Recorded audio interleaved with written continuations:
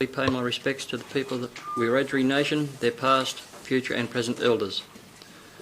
I note that there are a number of people in attendance. If you are asked to evacuate, the emergency procedure is to exit via the door leading out of the building directly outside the council chambers and proceed to the footpath opposite the council chambers and await further instructions. This council meeting is being live streamed, recorded and published in accordance with council's live streaming in council meetings policy. To those present in the gallery today, by attending a public meeting of the council, you are consenting to your image, voice and comments being recorded and published. Anyone who is invited to speak will be recorded and their voice, image and comments will form part of the live stream and recording. The Chair and or the General Manager has the discretion and authority at any time to direct the termination or interruption of live streaming. Such direction will only be given in exceptional circumstances where deemed relevant. Circumstances may include instances where the content of debate is considered misleading, defamatory or potentially inappropriate to be published. Attendees are advised that they may be subject to legal action if their actions result in inappropriate and or unacceptable behaviour and or comments.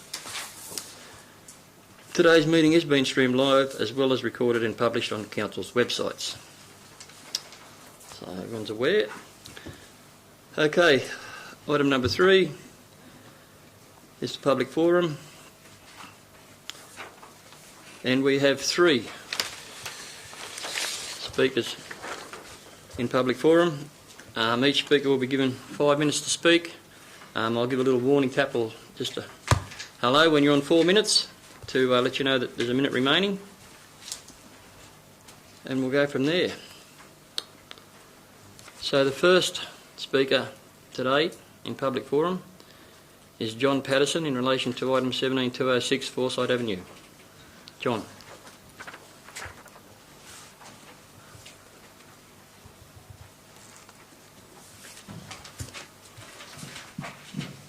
Thank you. Let's come down to this. Tonight you have the opportunity to take the courageous decision to establish yourselves as the Hilltops Council that is not confined to repeat the sins of the past. A council that aspires to better outcomes. A council that listens and supports the communities that it represents. A council that unites rather than divides. A council that will confidently take Hilltops forward. Your individual vote on this rescission motion will unequivocally demonstrate what you stand for. All of you have seen the site, and almost to a person you have agreed that this subdivision is inappropriate and significantly at odds with the existing amenity, and understand exactly why we are so fundamentally opposed to the nature of this development. Some have gone further and committed to do what they can to have this decision rescinded. Well, tonight's your chance to show the courage of your convictions. We remind you that a vote against this rescission motion is a forever decision. Once the dozers move in, the lives of every family in our community will be changed. And be in no doubt that your opposition to this motion will have deeply significant impacts that you cannot pass off with platitudes or apologies. We understand that you need to weigh this against the potential for action being brought by the developer. But we argue the only reason we are still in here swinging and have garnered any support that we have is that the conditions of the DA should never have been agreed and approved in the first place. Your council staff and former administrator are responsible for that outcome, and if court action does indeed eventuate, it is simply a result of that process. Reflecting on this journey, and for what it's worth, we have felt completely unsupported by council staff, at least those responsible for the assessment of the development. Our view is that the assessment process was far from balanced and our reasonable objections largely ignored. Whilst this obviously concerns us and ultimately has resulted in where we now find ourselves, it should also concern council and the Hilltops community more broadly. These concerns relate to issues of objective assessment, developer contributions, modern planning outcomes and community equity and consultation. The matter of LEP compliance has been constantly raised as the fundamental enabler for this development. It is worthy of note, on our objective assessment at least, only one other adjacent landowner would have the practical ability to subdivide their land, which speaks to a poorly executed LEP in the first place. Furthermore, and what is continually passed off as irrelevant, The argument then goes that the DCP is simply a guiding instrument, holding no weight in consent. This speaks to the subjectiveness of assessment. It therefore holds it would have been equally valid to impose at least the minimum standards as articulated in the DCP, or indeed aspire to a more appropriate planning outcome had Council chosen to do so. Your own report in tonight's papers are instructive, and I quote, "The DCP allows developer flexibility in how the performance criteria may be achieved, moving away from the homogeneous cookie-cutter style development, allowing for innovation as trends and technologies change." Do you really believe this ambition has been achieved in this instance? I'd like to thank those who have become involved in this over the past 16 months. Firstly, our community, who have stood together with a steadfast resolve.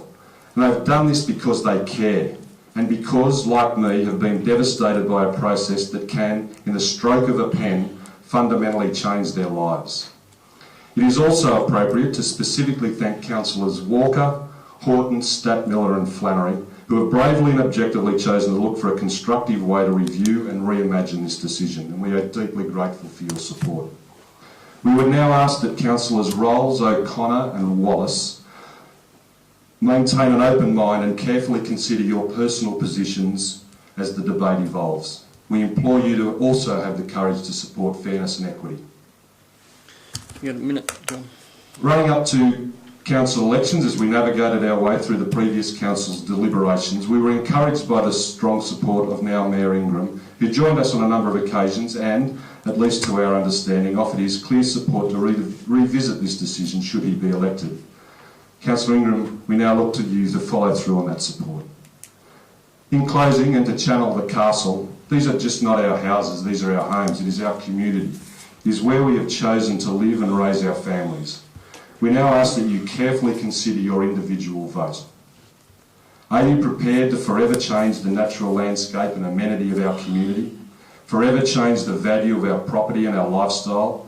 Forever impact on the well-being of our family and community? These are neither idle nor embellished claims, and your personal vote counts, the consequences of which will resonate for a long, long time. Thank you. Thank you, John.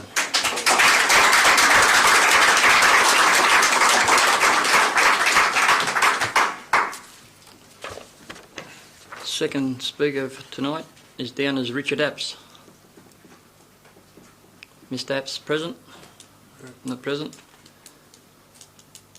The third speaker down is Annette Hume in relation to the COPPABELLA wind farm modification. Thank you, Annette.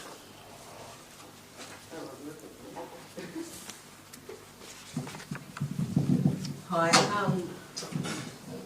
This morning I was in Harden talking to quite a few councillors about the COPPABELLA wind farm, and I just want to bring it up again to council. I know you can't do a lot about it, but it has to be brought to the attention of the community. There's a modification that's being asked for on a DA that was granted in 2008. Now the modification is for a 30-metre higher tower on all towers, on 79 towers. John informs me that's 10 stories higher than was originally planned. That's 79 on the COPPABELLA, 10 stories higher. It's a 117% increase in land clearing. And if you all know the COPPABELLAs, it's really, not really should be cleared at all. 17% increase in blade size. That is less towers, yes, but it's 36% increase in the fan area. Sorry, I've got the shakes everywhere. Okay, so the Hilltops residents and councillors really don't even know where it is. I had to show councillors today on a map where it was. I don't think that's acceptable. And the residents of Harden don't even know anything about it because it's always been dealt with the Yass Shire. I know that the money that we make from it for the Hilltops is really important, but I also think that the residents of Harden don't know what they're in for and don't know how it's going to affect our pristine Shire, and it's just not what we need in our Shire. Anybody got any questions about it? And hopefully everyone got an email from me. Did anyone get an email? No. Okay. The history of it, can I just give it? I've only got 3, and I will send again the history of the background now. Sorry. Annette, actually, you're not allowed to table anything tonight at the meeting, unfortunately. We can go around. I didn't think I had much pull, but anyway. Okay. There's only 3 of them. But anyway, I'd really like the councillors to look at it. I know you can't do a lot, but please, it's really important to our council. Thank you. Go on. Thank you, Annette.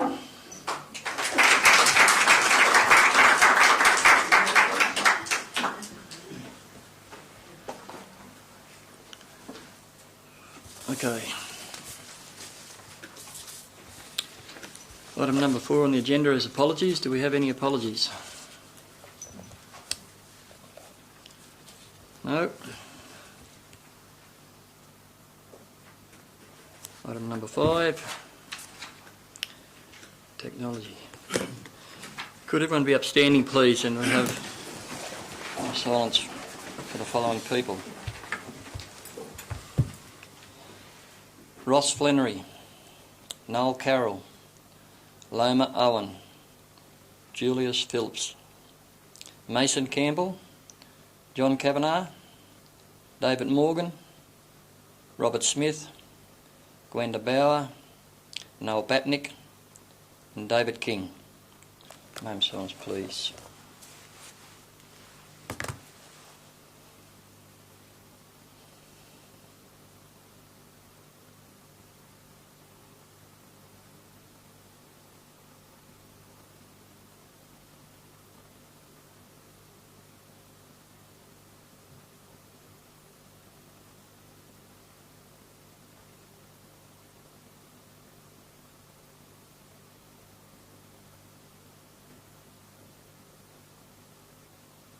Thank you.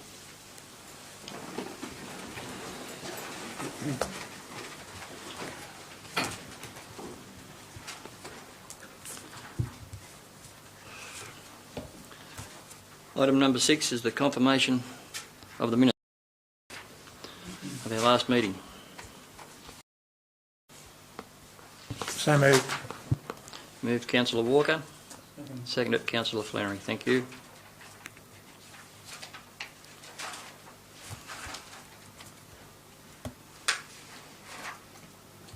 Item number 7 is business arising from the minutes. Any business arising from the minutes?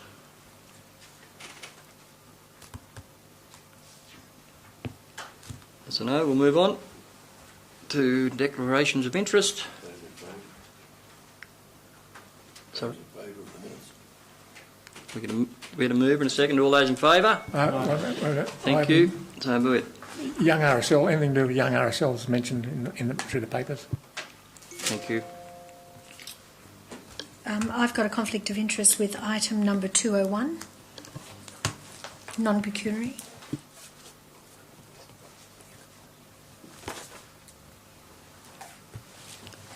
Okay, can you move those? Mr Mayor, I've got a non-pecuniary interest in 204.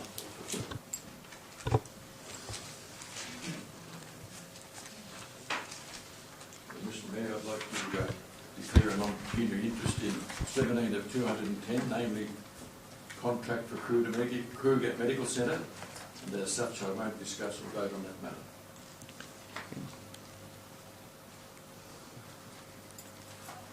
Any further declarations of interest? If not, I'll ask that those be noted.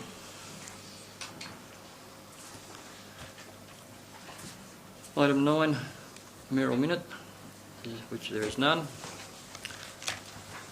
Item 10, notice of motion, which I believe there is none.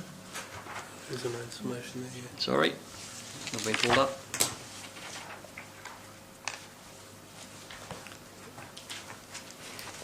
Sorry. There is a notice of motion. Councillor Stadmiller has provided notice of the following motion, seeking rates relief for men's sheds within the Hilltops Shire. Mr Mayor, if I may, discussions with the General Manager this week provided information that the men's shed in Harden has been given charge rates. General Manager will correct me if I'm wrong. For several years, going back as late as 2009-2010. Apparently rates aren't been charged on railway land. Is that correct? Yeah. Yep. Which means that council's been collecting rates from the Harden men's shed to the tune of $13,488.53 based on the records that have been provided with me. I'm not sure whether a notice of motion needs to go up tonight or whether council needs to just check these records against theirs and then advise whether we can pay that money back to the Harden men's shed or not.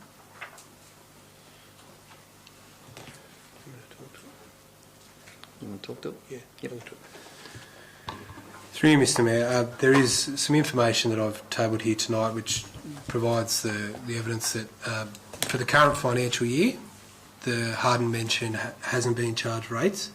I am not aware of what the back history is, and I'm aware that Councillor Stadmiller has just been handed some information earlier today. So I'd suggest if Council was to consider going back and looking at whether they did provide any sort of reimbursement for past rates, that's something that should be the subject of further investigation and more information before it's reported to Council. I can also clarify that the men's shed in Young is on privately owned land that is owned by a registered benevolent society, which means they're non-rateable but charges would apply. Council is not actually aware as to whether that organisation does passes on those charges to the men's shed or not. That's not something that Council's privy to, that agreement between the men's shed and their host landholder. Similarly, in Borough at the moment, the men's shed is on privately owned land, and again, we're not aware of what the arrangements there are, but that is currently being, they've almost finalised a new facility that is on council land where the situation would change. So that's the facts as they stand at the moment. None of the men's sheds are currently paying rates in the current financial year. I'd just like to strongly suggest that if we have collected rates and we haven't been into the Harden men's shed and the other men's shed for that matter, at the money returned to them, they operate on a very thin budget. It's often several $100s to a couple of $1,000 to keep the doors open. It's a vital piece of the community in regards to keeping a lot of our older men active, speaking to each other and mental health issues as well. Just provide a very strong see that we get a report up to the next meeting and we look at remunerating that money if at all possible.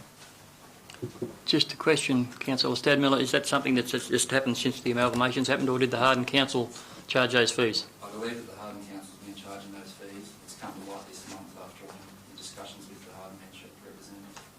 So you weren't aware of that when you were on Harden Council? I wasn't. Thank you. Councillor Flannery? Just a separate item. I need to declare a non-pecuniary in regard to the rescission motion because I deal with Landmark Delta, who Mr Patton's an employee of, and item 199 as well. Thank you. So noted.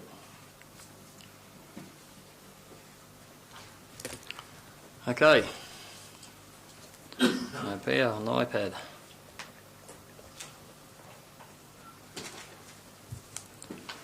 Item number 11, notice of recession.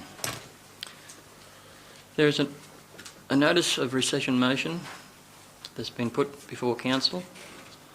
But as the chairperson of Council, I need to rule that notice of rescission invalid. Under clause 283 of the Local Government Act, I can't allow that motion to be put up because I must rule out of order any motion that is unlawful or the implementation of which would be unlawful. And I'll just quote another line to you in regard to this matter to explain why that is so. Because the notice of determination of the development consent has been sent to the applicant, the consent is now beyond the recall of the Council. And that quote comes from the legal information I required as Mayor earlier on in this process so that Council could get a look and and obtain some ideas about what may and may not be done. There's also other information in the legal advice we were given that may be talked about later. But the point of the rescission motion is I can't allow it to be put up lawfully. So that is the reason I rule it invalid, not because I necessarily want to rule it invalid. I aim to rule it invalid. Now, my name was mentioned by the Speaker in relation to this matter, so I'm just going to speak on that for 2 seconds. In regard to support with the people that are in here tonight, and I did, and I'm quoted in media as saying, do I believe it could have been done better? Yes, I did. In the same quote, I also said, but on this matter, I believe the horse has bolted. What I also said in the lead up to the Hilltops election was that I promised the entire community, all nearly 19,000 of them, that I would make well-informed, responsible decisions. And I will uphold that promise to the community. What happens on this matter after this is yet to be seen. But having my name mentioned from the forum, John, I'd just like to clarify that and make sure that everyone's well aware that any decision that councils make around this table is made for 19,000 people in the best interest. We took an oath to do so. So that is where that sits with the notice of rescission. Question. Councillor Walker. Have the people that were forwarded the rescission motion been notified of that prior to this meeting? I believe two out of the three have.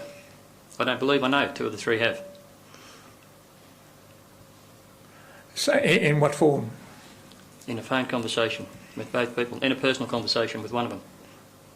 So that was in discussion, it wasn't in writing? Seeing that the rescission motion is in writing, that they haven't been informed? Councillor Walker, I'll address to you and then we'll move on to the next. I'll address that in this manner. We had a workshop in the chambers at Young in regard to this matter, where I tabled the legal advice that was given. The legal advice clearly states in black and white in regards to the rescission motion that it is unlawful and could not be put up. 2 of the councillors who signed that motion weren't at that meeting. The councillor who was at the meeting handed that rescission motion in the next day, knowing full well that it was unlawful. That person hadn't contacted the 2 other signatories to that rescission motion at that time, because I asked the question of both the other gentlemen. So for me to be asked now and queried about whether I notified anyone in writing as to this matter, I find a bit hypocritical, Councillor Walker, but I spoke to 2. You spoke to none. I explained to the other 2 signatories that the matter, the rescission matter, couldn't go because it was unlawful, and you were well aware of that at the time. I suggest that is all hearsay. You're entitled to your hearsay, Councillor Walker, but it's in black and white from the legal people that you read. End of matter as far as the rescission motion. There's a report on Forsythe Avenue later in the council papers. And if you'd like to speak to something then, you're most welcome to. But as I've talked into this matter now, it's finished. The rescission motion is finished. Yeah, Mr Mayor, could I just ask a question through you to the General Manager? And that is, what is the way forward for the proponents? Councillor Horton, as I just said, there's a report in regard to the matter later in the business paper. It can be addressed then. And I think if you wait till that report comes up, there's some other councillors might have some input, and we'll talk about it at the appropriate time. Thank you. Thank you.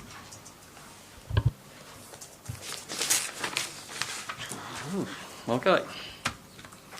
Item 12 is the General Manager's report. Please, General Manager. Thank you, Mr Mayor. Item 17184, Goldenfields Water County Council. As you can see included in the report here, I might just pause for a minute so we can let the public leave.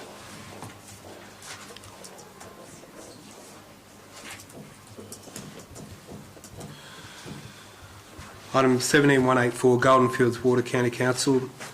As Council can see included in the report here, there's information provided on what Goldenfields Water County Council actually is and the functions of the County Council. As you see in the report, Council has the ability to appoint 2 members to the Goldenfields County Council Board.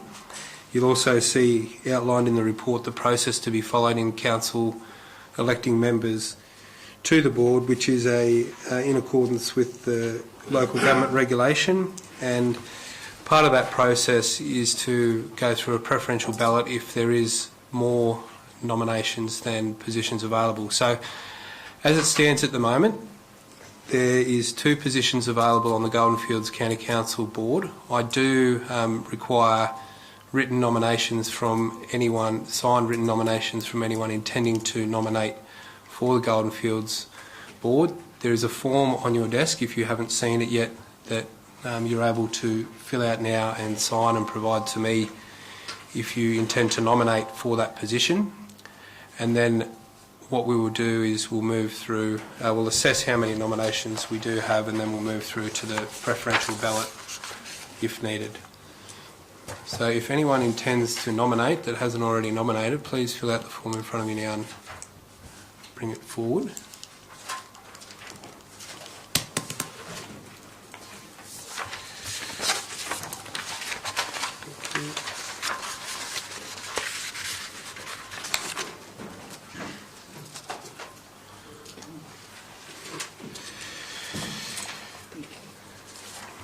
So, as you see included in the report here and in the attachments, go through the preferential ballot process and election of the board members to the County Council. As General Manager, I'm required to be the returning officer for that election to occur. So the process we'll now go through with the preferential ballot is that each of the councillors will be provided a ballot form. On that ballot form, you'll be given the names of the people that have nominated for those board positions. For your ballot paper to be valid, you have to have at least a 1 and 2 beside the names of 2 of the nominees. You are entitled to go right through to the total number of candidates that are put forward. After the ballot papers are returned, I will then go through the process of assessing the first preferences and distributing preferences if needed in accordance with what's included in the business paper. So if you bear with us, we'll just finalise the ballot papers and then circulate them.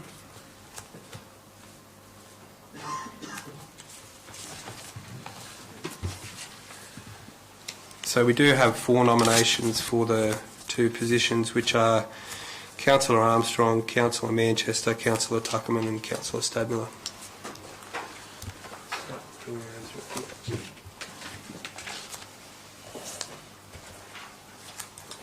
Are you voting too? Correct.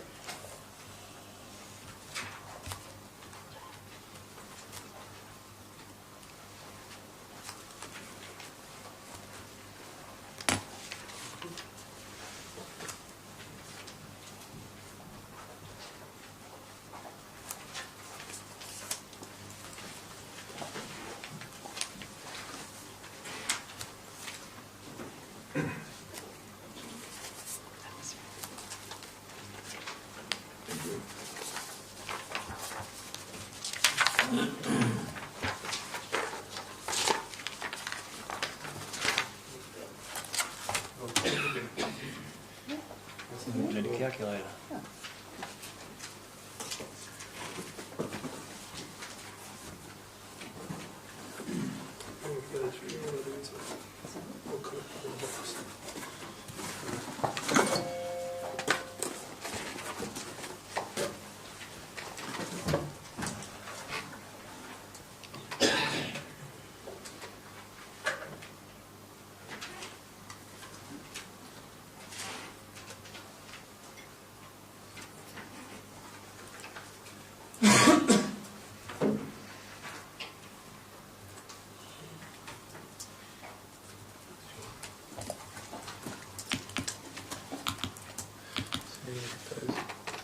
Boxes up, and we'll count them.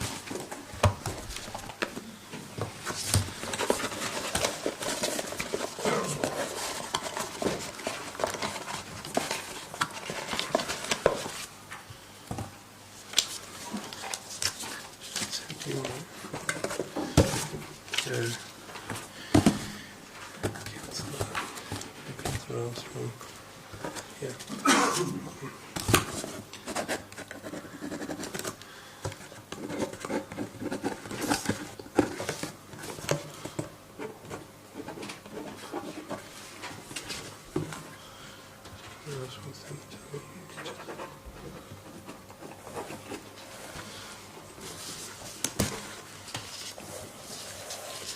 Did we explain to the gallery that this process is a preferential voting system?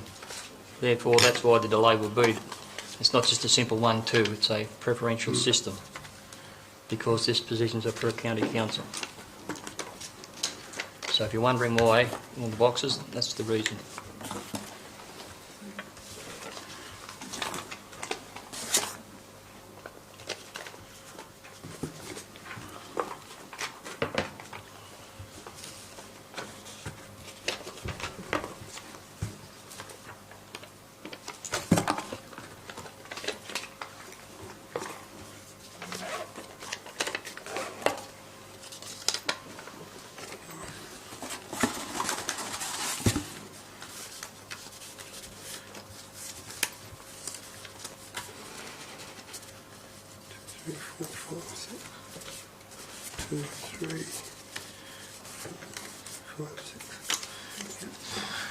So, based on the first preference counts, we do have one of the councillors that has been elected.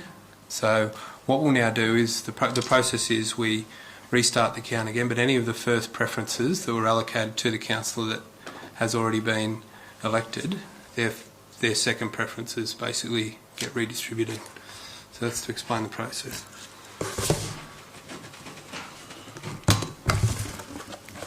So we can leave those there.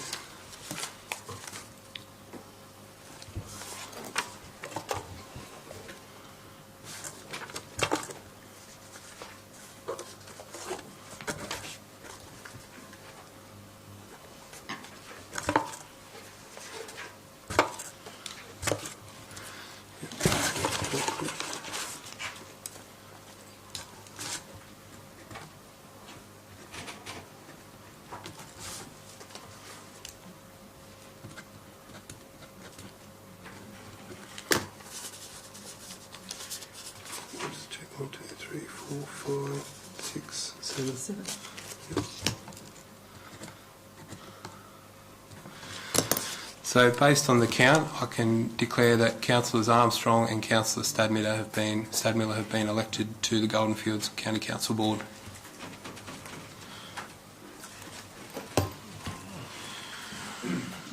Just keep them. Yeah, but keep them. Really keep them. Keep them. Yeah. Yep.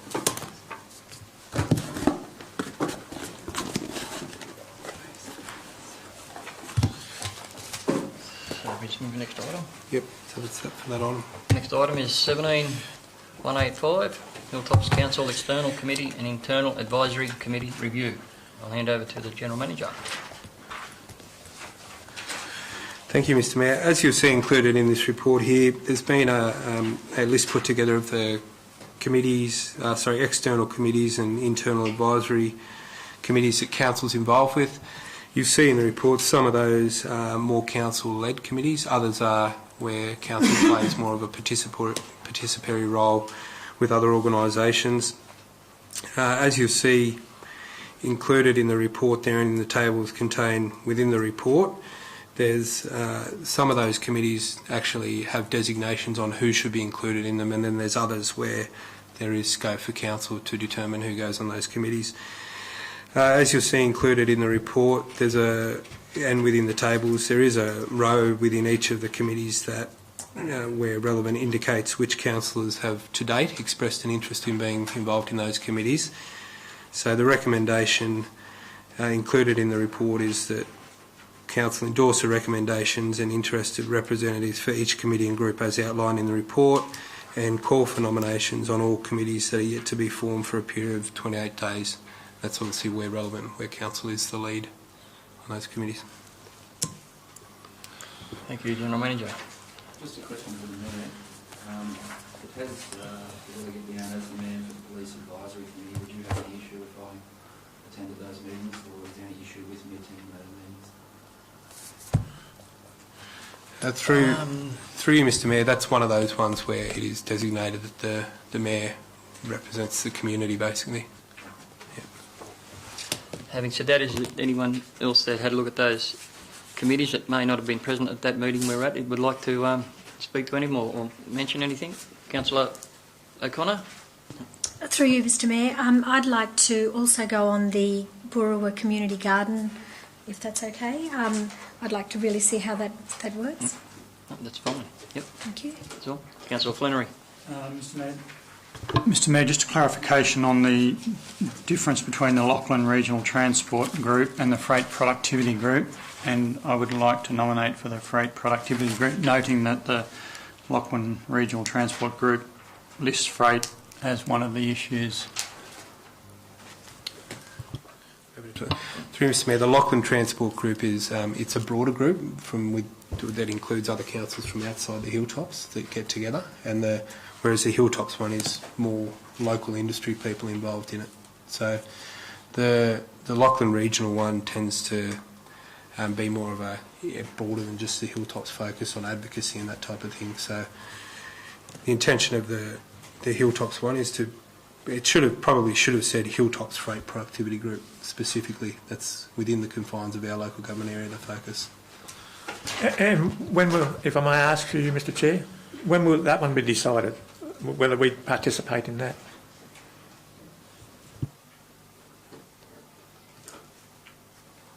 So through you, Mr Mayor, initially the intention was that group remain an independent body to council, and as in the Hilltops Freight Productivity Group, the reason that we were suggesting that, and they would come and work with council and do workshops with council, but the reason we were intending to keep it independent of council was so that it still had the ability to be perceived at a call it state and federal political level as an independent group from council that was based on industry, because at this stage that's how they've formed. It's been an industry group that's got themselves together with representatives from across the Hilltops, and they've been getting secretarial support from another community group within the area to help facilitate that. So what I would be suggesting is that rather than council look to take that on formally and be part of it, they're a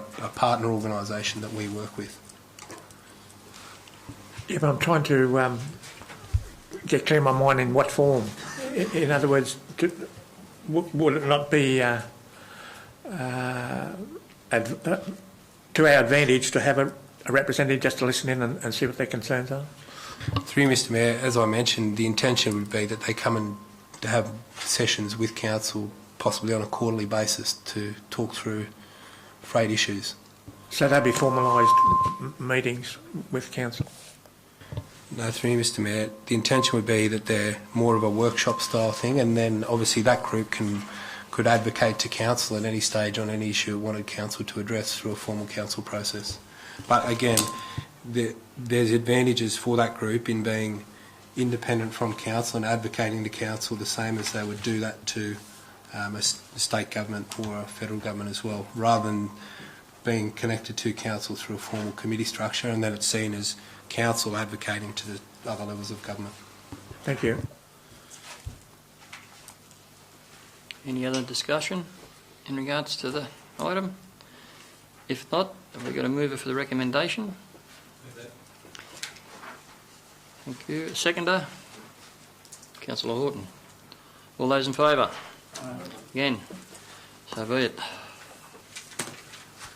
Item 17186, Hilltops Council's Section 355, Committees and Committees of Council Review.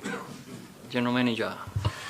Thank you, Mr Mayor. Similar to the last report, this report refers to the formal council Section 355 committees and committees of council. Obviously, committees of council being those committees where they're only made up of councillors and there is no external representation. You'll see included in the report here, similarly to the last report, there's a number of recommendations on what council committees should be in place, and again there's information there on which councillors have actually indicated an interest to date in being included in those committees. I will note that Councillor O'Connor referred previously to being interested in, and I would suggest that if council adopted the recommendations that are included in the report at this stage, with the addition of Councillor O'Connor representing on the Boorowa Community Gardens Committee also. So other than that, the recommendation is included in the report. As the same with the other item, is there any councillors who are present who mightn't have been present that day would like to speak to any of that? Thank you, Mr Mayor. I'd like to nominate for a number of those committees, as I was absent that day.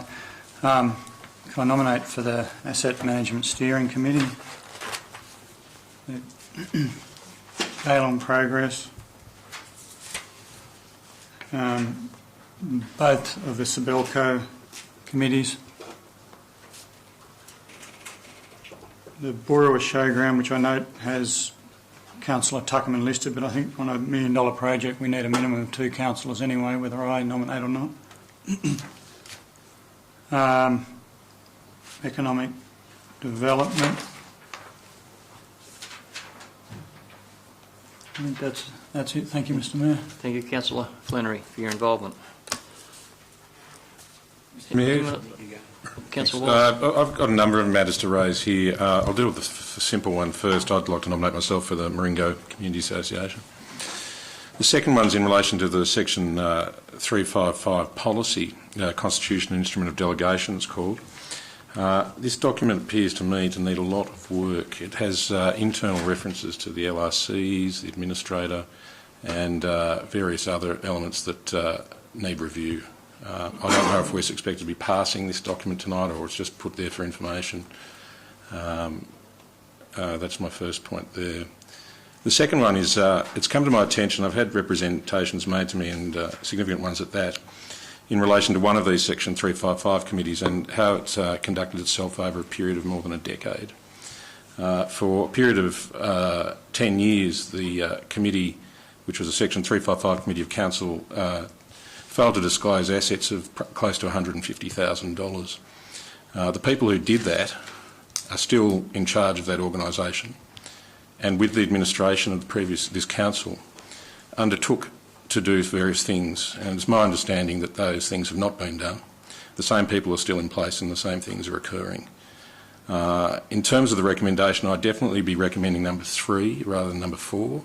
I think all these organisations need to be reinvited to, people need to be reinvited to apply, and simply asking them, not reinvited to apply, asking people to apply for new, and I don't think people who are currently on those committees should be asked to reapply. I think they should just apply if they see fit. I don't know whether the General Manager wishes to comment on this, but to me it's a grave situation, and if all the facts are true, and they appear to be from what I've read, it's a great concern to Council that we're appointing people who are in serious breach of the Local Government Act and probably various financial legislation as well. Through you, Mr. Mayor, on the first point in relation to the Constitution, so one of the things that would happen is once each of the committees are reformed, they'd go through and complete or review the schedules that go with the Constitution, and that would come back to Council. So I would certainly suggest there's an opportunity to make changes to that Constitution before it becomes formalised for each of the committees. In relation to the Section 355 committee that you're referring to, I would suggest that could possibly become the subject of a separate report to Council, and potentially a confidential report, based on the fact that there has been investigations occur over the last 17 months in relation to that committee, and they also were referred to the Office of Local Government, and there are outcomes from that. So there is, I guess the point is, there is more information than what you've been made aware of. Yep. Yep. So, the Constitution and delegation, that is only for our information at this point, or is? Yeah, what I'd suggest is that we, as you mentioned, undertake more of a comprehensive review before it gets finalised. So the process still will be that each of the committees will go through review those Constitution schedules, and then provide feedback with who they intend to have on those committees before final adoption. So what Council will see come forward is, after this process, if we do go through calling for new nominations, is a list of recommended appointments and then a recommended Constitution and schedule that is updated. Councillor Stadmiller. Yeah, thanks for that. Microphone on, please. Sorry. I'd also like to nominate for 4 committees, if that's all right. The Australia Day Committee at Harden, I'd like to assist Councillor Flannery with the Harden Sports Advisory Committee as well. Youth Initiatives looks as if it's inactive there due to lack of a quorum or proper council representation, so I'd like to nominate for that. And Sports Advisory Committee, I gather that's a Hilltops wide committee, is it? Or page 20, the last committee, Sports Advisory. Yeah, through Mr Mayor, the intention is, yes, that we have an overarching Sports Advisory Committee.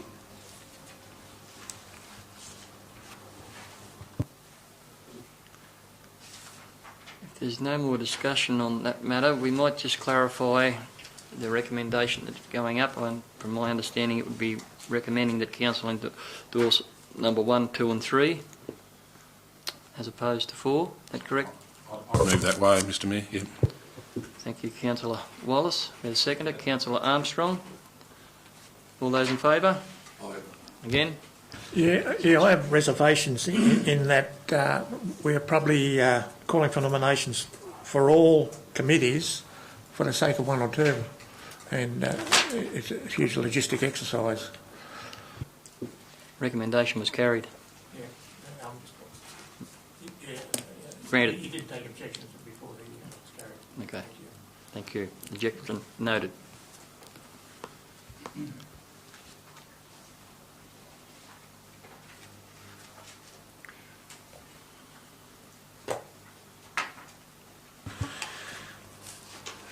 Item 17187, Local Government New South Wales Annual Conference. As Council will see in the report, the Local Government New South Wales Conference is coming up on the 4th to the 6th of December. Council is currently a member of LGNSW. As you'll see included in the report here, Council has now been advised recently of its voting rights at the Local Government New South Wales Conference.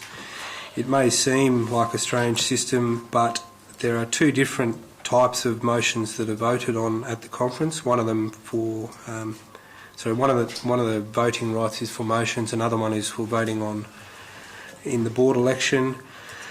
If Council does want to utilise its 2 votes at the conference, it would need to send 2 separate councillors to the its voting rights on motions to the conference. It would need to send 2 separate councillors. However, there is a process for voting on board members. Just double checking I've got this around the right way. Mr. Yes, Mayor, that's correct. So if Council wanted to have 2 votes at the conference, they would need to send 2 councillors. So recommendation there is just that Council consider who it sends and who the delegates are for voting. Question, Mr Mayor. It did make reference to a budget allocation being made to this. I did go to the local government conference in 2012. If there are other councillors that would like to go and we're going to reach that budget, I'd still like to go and pay my own way if that's fine with the rest of the councillors. I was very disappointed in 2012 with the local government conference. It was a 2-day event, and some of these councillors further than us out in New South Wales travelled down to Sydney only for day 2 to see most of the councillors in the neighbouring city council decide not to turn up and there not be a quorum for things to be voted upon.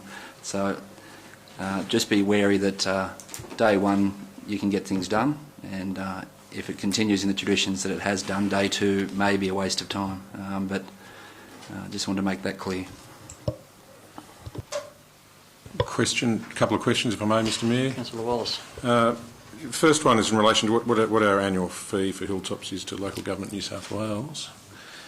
And secondly, are there councils which aren't members of Local Government New South Wales? Through Mr Mayor, I'll have to take the first one on notice because I don't know that off the top of my head, our membership fee. It did reduce compared to the combined total of the 3 beforehand, but it's still well into the tens of thousands of dollars, that membership fee. I would certainly suggest that in the future Council does reconsider the value for money proposition that LGNSW offers, and I can say that there are a number of councils around the state that are in agreement, and I am aware of at least one council that was intending to put forward a motion about LGNSW actually undertaking a review of the the value proposition it provides.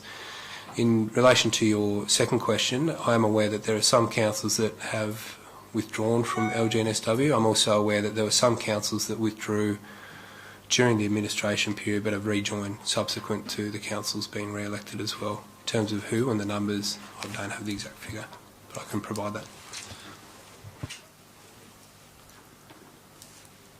Mr Mayor, am I able to get an answer based on council's budget? Is that able to be disclosed or not for this? Through Mr Mayor, council does have a relatively large budget allocated for councillor training and development this year, so if multiple councillors saw this as a development opportunity, then there's certainly adequate funds to send multiple councillors. I also attended one of these conferences, and it's not all that enlightening, I can tell you. Sitting around for 2 days, there's not a lot to be learned out of it, but it's an experience if someone wants to go through it, and they're welcome. But as for taking anything away from it in the way of value for council meetings or dealing with council, I would say no. But that's up to individual councillors. Just my experience from the one that I've been to. So, any more discussion? Councillor Walker, anyone in regard to this matter? Yeah. Could you put your microphone on, please, John? Now, I've been to several of these conferences, as you're well aware, as there's other people in this room, and I'd suggest you get out of it what you want to get out of it. There is a lot of good information that comes out there, and it gets you a bit of an insight of what's going on around the state through the resolutions. But I would agree with you that there is a lot of time that's non-productive, but it's certainly you've got to balance things out for yourself. Yeah. Thank you for your comment, Councillor Walker. Through the Mayor, I've been to several of these local government meetings, and you can get from the meetings what you want, as Councillor Walker said. Councillor Stradmill is on the money, though it's a lot of waste of time there. And I got the impression that it was stacked against the smaller councils. The big city councils seemed to be in bed with the administrators of local government New South Wales. That was just my observation. And it was the old boys network. You could sense that right throughout the place there. So if anyone goes, I suggest people go that have got good experience in negotiating down there. The advantage of being a member, of course, if you want legal advice or employ staff and things like this, then it's there for the opening, and that's where it's valuable, I believe. Thank you, Councillor Horton. Any further discussion? Well, the recommendation is that we determine delegate attendance at the 2017 Local Government New South Wales Conference and determine its allocation of votes to delegates at the 2017 conference. So what's the point of who's interested? That's what I'm asking for. Who would? Councillor Stadmill has indicated that he'd like to be there. I have, Mr Mayor, thank you. Yep. Any other councillor? Just to confirm, if we have delegates on the Goldenfields Water, there's no guarantee those delegates will be the Goldenfields Water delegates to the... no. No idea what they got voting. Yep. No, I don't know. Yep. No. No, the process is they'll now elect their chair and decide what they're doing. Yeah. Any other councillor indicate that they'd like to be involved in that? If not, I will be, as the Mayor, and the General Manager would normally attend those. So now I'd ask that Council adopt that recommendation that Councillor Stadmiller, Councillor Ingram and General Manager Anthony McMahon attend that conference. I'll move that motion, Mr Mayor. Thank you, Councillor Horton. Seconded, Councillor Flannery. All those in favour? Aye. Again? So be it. Get them to move that you and get one vote each.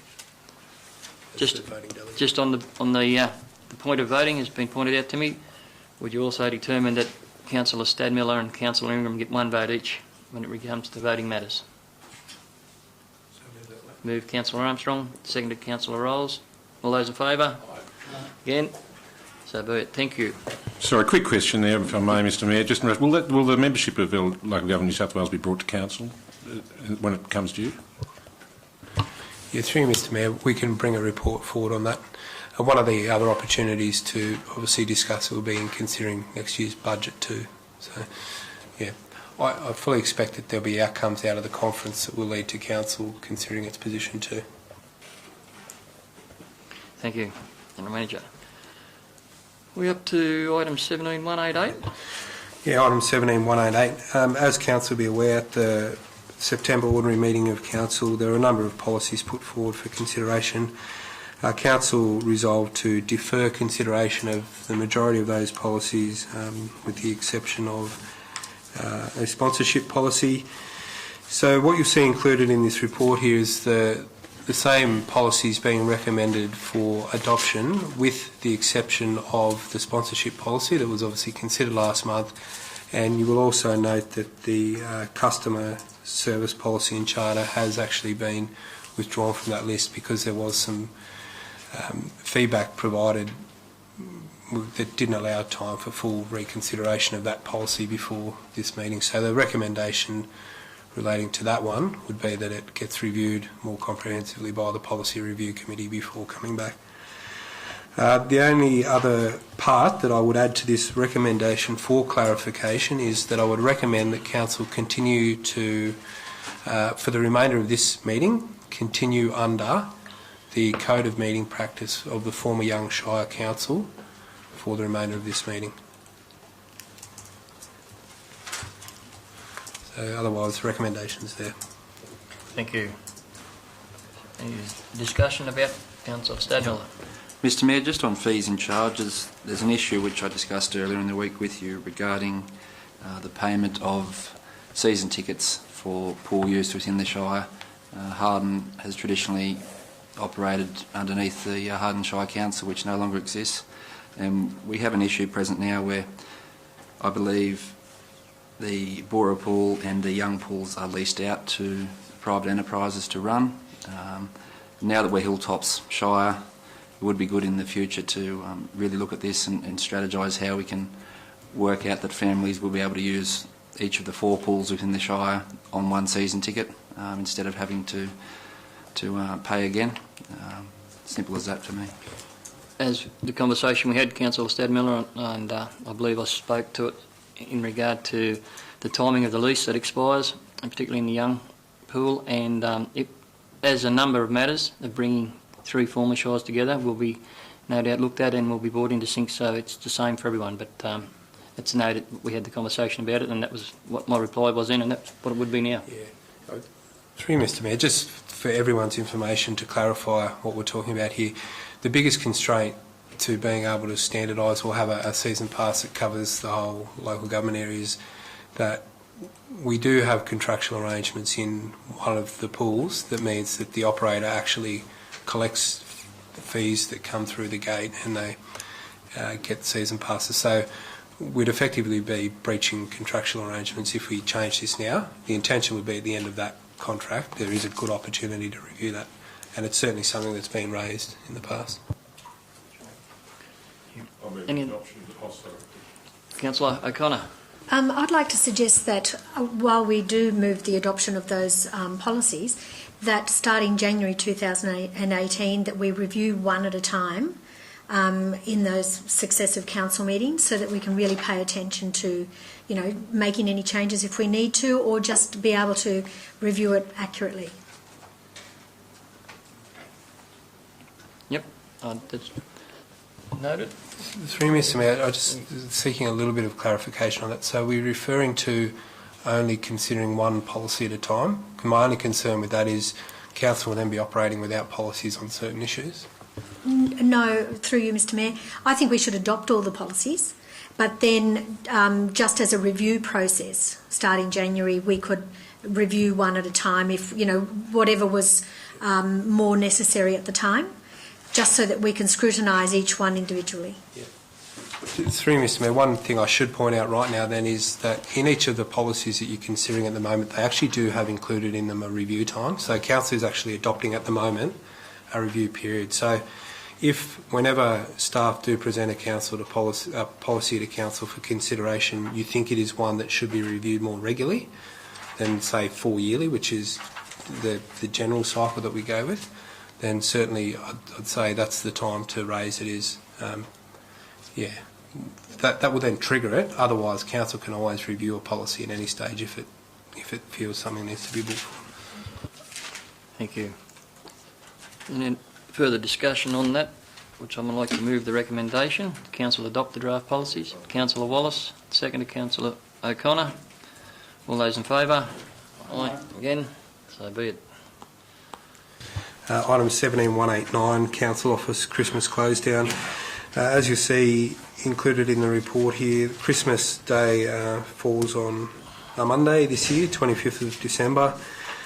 Traditionally, what would happen is councils would close down for the former 3 councils, and subsequently Hilltops would close down for the period between Christmas and New Year's.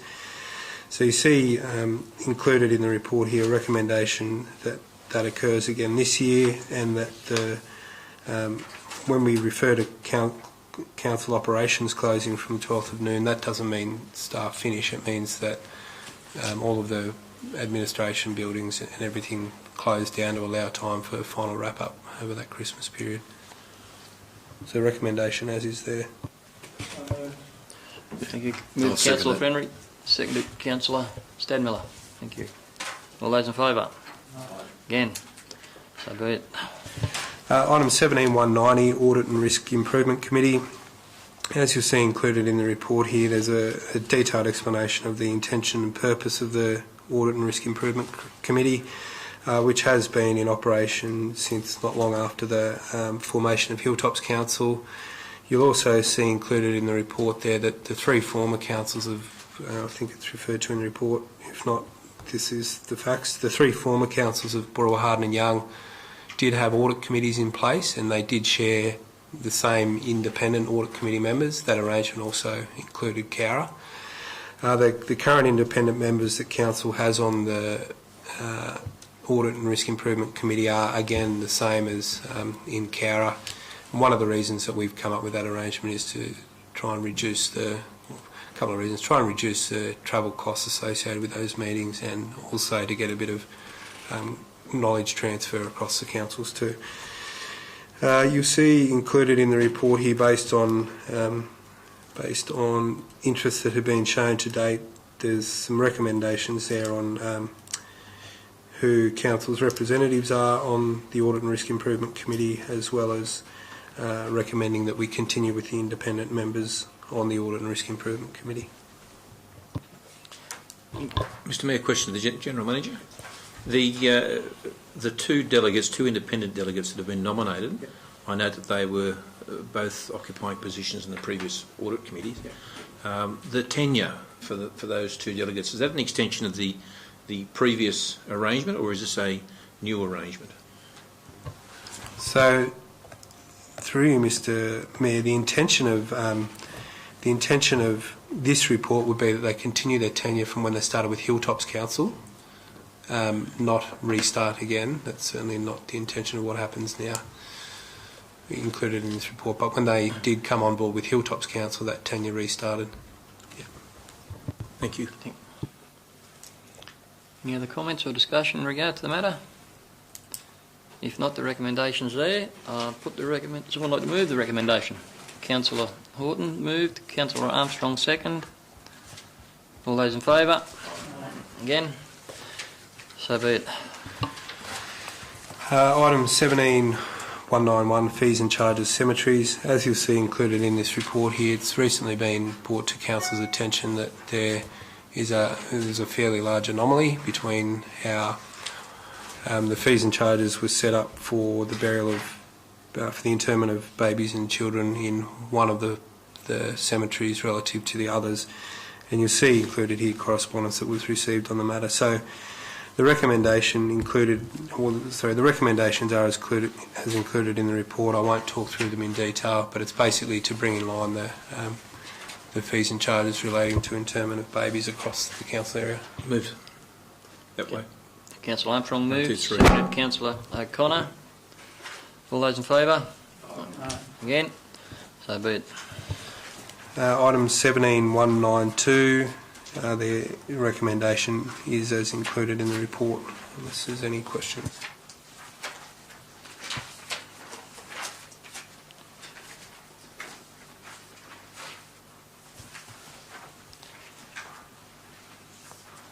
Any questions in regard to that report?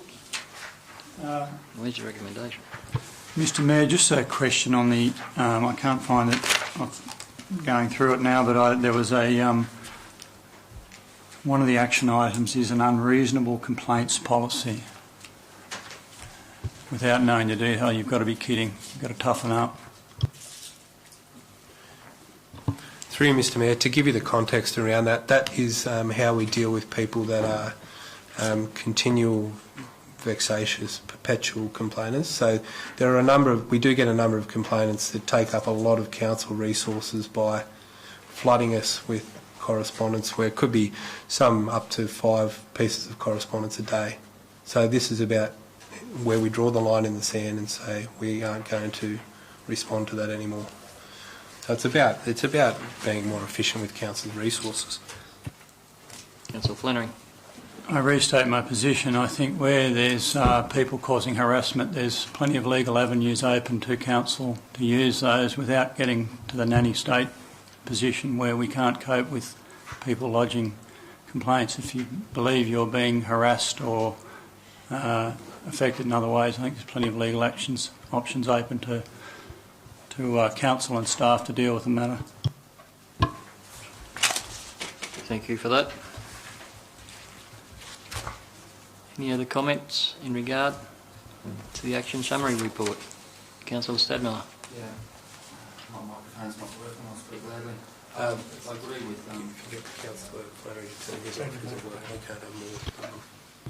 I agree with Councillor Flannery with what he's just said there. If council's being flooded with correspondence, could that possibly be a sign that that person isn't being listened to a satisfactory manner? And it's not necessarily vexatious. I'll answer that question in regard to a couple of the people that General Manager may have been indicating to.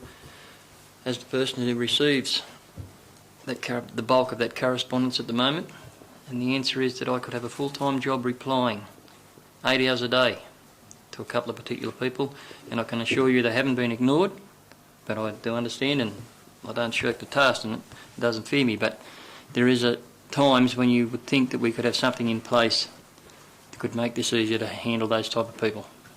That would be my answer to that statement.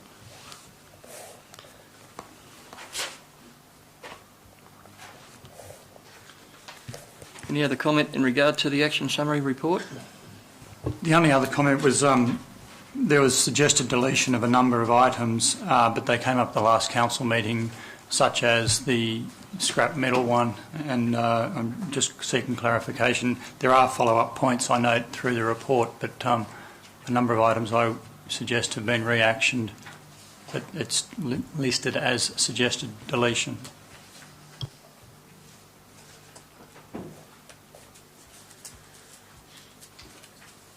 Merger costs being another one.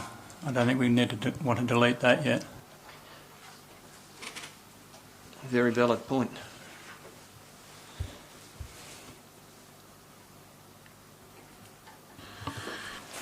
Through you, Mr Mayor, can I just get clarification on which resolution number you're referring to on the...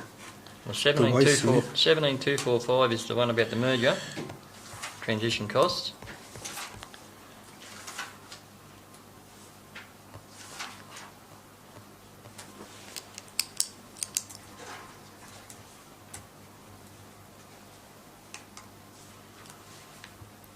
I know it's been done by the administration and by myself, but I believe it would be ongoing. It's still ongoing from where I'm sitting. Yeah, through you, Mr Mayor, I'd probably suggest that part 2 could stay there. And that's probably a good point. One of the things that I can do is provide to councillors the advocacy that has been undertaken to date, and there's certainly more planned, so that one should stay. And the other one in relation to the waste submission. Can I just remove, without going through them one by one, how about the General Manager just go through the suggested deletion ones, and if there are open items, they be reactioned. Thank you, Councillor Flannery. Taking into consideration Councillor Flannery's suggestion to the General Manager in regard to that matter, and there's no other discussion in regard to it, would someone like to move the recommendation? I'll move it. Moved Councillor Horton, seconded Councillor O'Connor.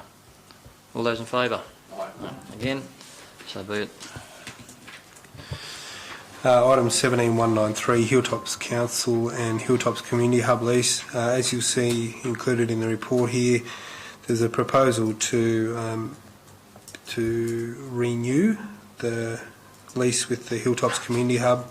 There are some changes proposed in the fee structure that you see outlined in the report there, and also responsibility for payment of outgoings. You'll also see included in the report that one of the requirements for a lease like this on community land is that it actually does get publicly notified prior to final adoption as well. So recommendations are as included in the report there.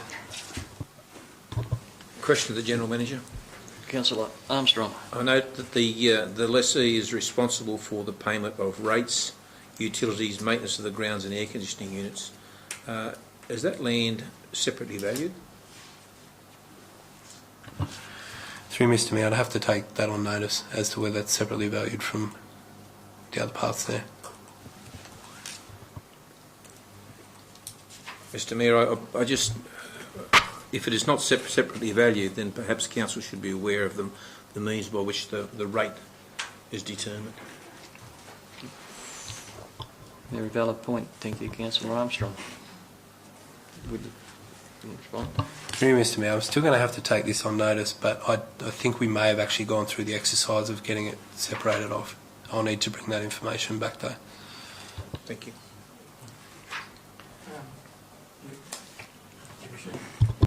That land's owned by council, isn't it? Yes. It's community land. Through Mr Mayor, it's council owned community land. Hence why we have to go through the process we do for exhibiting the lease. Yeah, community land owned by council, not the Crown. Yeah, if it was Crown land, we wouldn't have to go through the same sort of exercise as council land as Crown.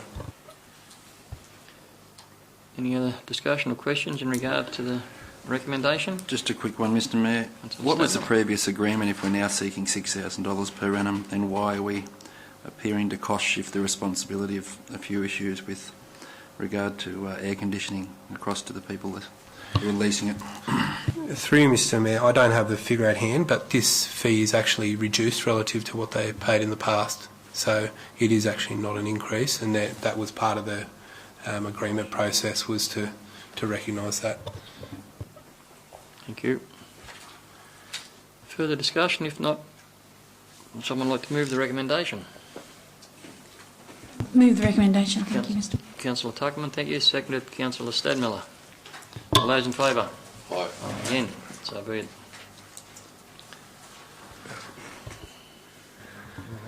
Item 17194, Memorandum of Understanding Southern Tablelands Arts. As you'll see outlined in the report here, the former council arrangements meant that we had crossover membership in two different regional arts organisations. Since the mergers form, we've gone through the exercise of reviewing which of those regional arts organisations we best align with, and certainly aligning with the Canberra region grouping of councils that are members of Southern Tablelands Arts is the direction we move to. You see included in the report here an MOU that's been provided by Southern Tablelands Arts in our council, which is fairly standard to what they provide across the board with the other member councils. So recommendation is as included in the report. Any questions? Councillor Flannery? Moved. Seconded Councillor Rolls. All those in favour? Again? So be it. Item 17195, donations and financial assistance recommendations. As you'll see included in the report here, we did call for requests for funding for the infrastructure fund and donation fund. As you'll also see included in the report here, we didn't actually get requests that would mean the amount was fully allocated. The one thing I would like to add to the recommendations that are included in the report there is that Council make an allocation of $3,000 towards school presentation nights and delegate the Mayor to determine how those funds are allocated. But other than that, the recommendations are as included in the report there. Just, Mr General Manager, can we have that recommendation of school presentation nights and TAFE presentation nights? Yep, word it.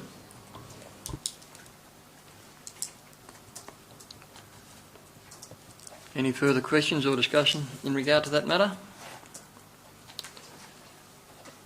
Councillor O'Connor. I've been approached by quite a number in the community about access needs, not being able to access particular retail outlets.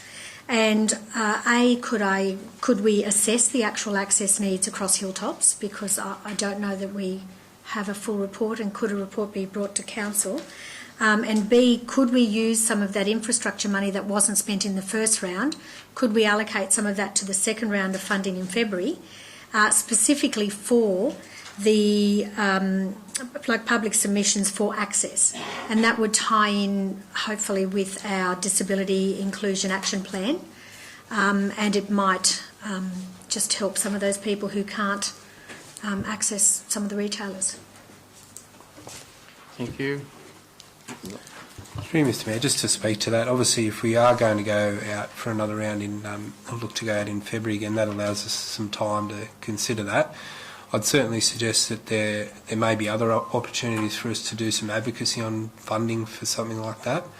And there's obviously certain standards we need to consider, and whether if we did something like that we were actually maybe encouraging things that weren't compliant if we didn't meet the right standards. So I think staff will be able to provide a report back prior to going out again on whether that's an option under this program. Councillor Stadmiller.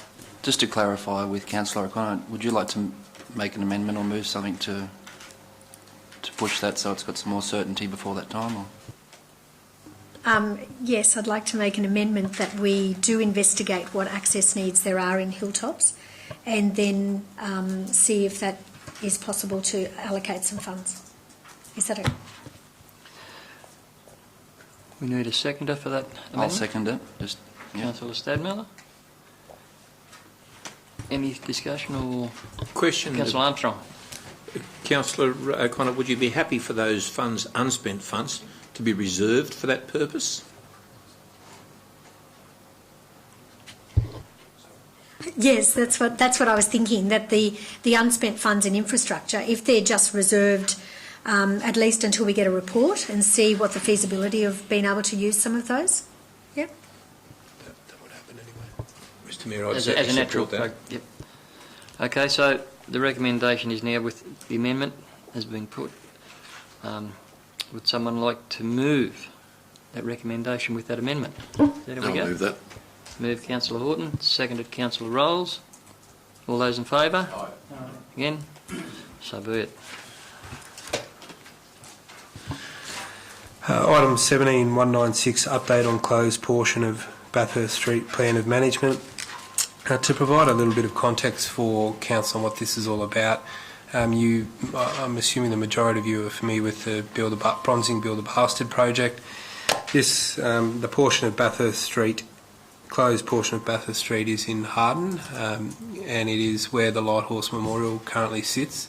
So the intention of the reviewing the plan of management was to consider whether the Builder Bastard, once bronze, would be housed there or potentially another site. There's been a working group that's been formed investigating where the right site to house Builder Bastard is, and there's certainly been a change of view that there's a better alternate site adjacent. So what's happened is that group has been starting to develop plans. As you'll see in the report here, we've also now got an allocation towards the much larger Murrumbula Creek precinct over in Harden. So the intention would be that we put a larger group in place to tie all of those initiatives in together rather than consider them in isolation. So you'll see included in the report here that there's a couple of recommendations there. That one is that group, that the focus of that reference group be broadened, that other representatives be invited, including from Roberts Park Trust and the Showground Trust. Also council nominating a representative to the group, and then inviting representatives from the local Aboriginal community as included in the report there. So the recommendations are as in the report. Councillor Flannery. Mr Mayor, I'd just like to nominate on that council representative position, please, and support it. Thank you.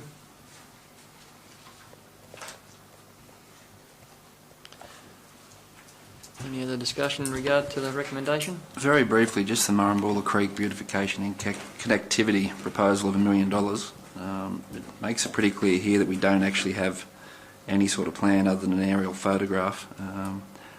I'm confused as to how we would allocate $1 million, and it happened prior to this council, to a project with no firm plan, concept drawing or what have you. And just to highlight again that there are other issues in Harden that could very well do with some of that money, including the kiosk at the Harden Rugby League Oval, McLean Oval, which is full of asbestos and rodents, the Harden Racecourse facility with 4 user groups, and we're still looking at the possible moving of tennis courts from where they are at the moment. So I'd just like councillors to keep in the back of their mind that if we're going to have $1 million allocated to something, we need to cost it as soon as possible and work out if there's any money left over to spend anywhere else. Just to answer that for you, Councillor Stadmiller, you weren't present, unfortunately. You were campaigning at a state level, I know, but the matter's already been spoken about, and we will have a workshop when those community stronger funds are all talked about and considered very shortly, but it has been noted. Thank you. Yeah, it's already scheduled, I think. Through Mr Mayor, I was just going to say, I think the workshop's already been scheduled to discuss that, but just to pick up on your point, those other projects that you referred to have actually got funds allocated from another source towards them as well. Any other discussion in regard to the recommendation of the report? Councillor Manchester. I'll move the recommendation with the addition of Councillor Flannery as the council as a candidate. Thank you. It's been moved. Seconded, Councillor O'Connor. All those in favour? Aye. Aye. Again. So be it. Item 17197, cash and investments at 30th of September 2017. The report, I think, is fairly self-explanatory there. The only thing, again, worth noting is we are still tracking slightly ahead on our interest income, which is obviously a positive thing. So moved. Moved Councillor Walker, seconded Councillor O'Connor. All those in favour? Aye. Again? So be it. Item 17198, financial statements for Hilltops Council. You see included in the report here, the recommendation is around referring our statements off to audit. I can advise Council that the auditors have actually started undertaking the audit. We also did apply for an extension to lodgement of our statements to the 30th of November based on advice that the auditors were not completely sure that we would be able to get our statements back in time for lodgement date. I can also advise Council that there are a number of councils across the state this year in the same position, and it's through a combination of having merged councils that have brought 3 sets of statements together, as well as the fact that the audit office has actually taken responsibility for the audit of councils all across New South Wales this year, and it's the first year they've undertaken it, and they're working through that process. And we certainly did find in our during the interim audit that the audit office didn't meet their timeframes back to us with when they were meant to return things, hence why we were being a little bit conservative in applying for the extension. Obviously, one of the other things that will happen going forward is once the statements are audited, they will be presented to Council by the auditor with an explanation on the statements. So the recommendation is included in the report. Thank you. Moved Councillor Armstrong, seconded Councillor Tuckerman. All those in favour? Aye. Aye. Again. So be it. I might call the Director of Sustainable Growth to come up and talk to item 17199, which relates to local government heritage planning studies grants for 2018 to 19.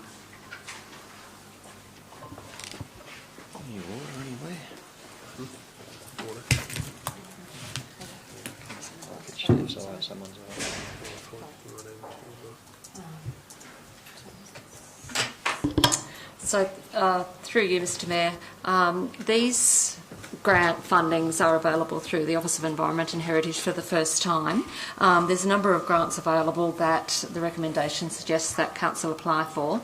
At present, we have 3 distinct separate heritage studies, and it's not a combined heritage study across the Hilltops area at all. So in 2008, the former Young Shire did a community-based heritage study.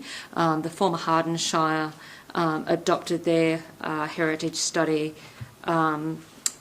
2009, and the former Burrawa did a heritage study but didn't adopt it. So one of the funding amounts that are up for available for councils to put in for is a combined community-based heritage study that would pull these 3 heritage studies together, because each of them have identified through their implementation that there are gaps in those studies. Some of the other funding that is on offer is a Main Street study and a heritage conservation zones study. The former Young Shire Council had a conservation area around the main street. It was recommended in the community-based heritage study for the former Hardin Shire that conservation zones be set up in some areas as well. However, there wasn't enough information in that consultant's report to justify why they've chosen that those areas were chosen, or how that would be justified to the public of setting up conservation areas. So that's another amount of money that's up for funding.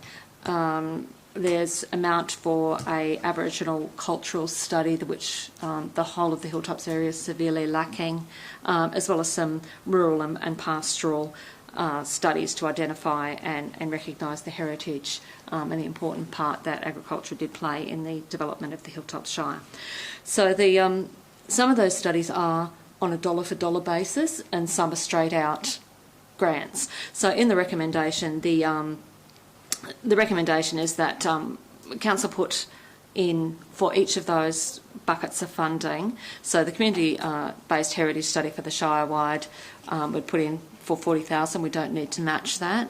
Similar with the Aboriginal heritage study, we don't need to match that either. The Main Street and conservation areas there's $10,000 available per council there. We have to match that on a dollar-for-dollar. And a heritage development control plan study, so that would put into our development control plan that we need to implement as part of our environmental planning documents, heritage controls to recognise the importance of those heritage items. Question, if I may. Councillor Morgan. What sort of control would be on the Heritage Main Street study? So at the moment it's a study, or it's proposed to be a funding for a study to see, one, what areas are appropriate to be included in a Main Street conservation area, and secondly, what controls would be appropriate. Another question, if I may, Mr Mayor. Do we have any idea what these studies are actually likely to cost? Through the Mayor, traditionally what heritage consultants have done have targeted their studies to meet the cost of the money that's available.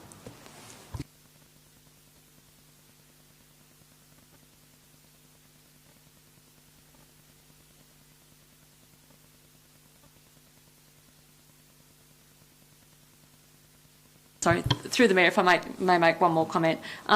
These studies, or the Development Control Plan study and the Aboriginal Heritage study, were studies that we had identified internally as needing to be done as part of the LEP review and the whole of the Environmental Planning Instrument review.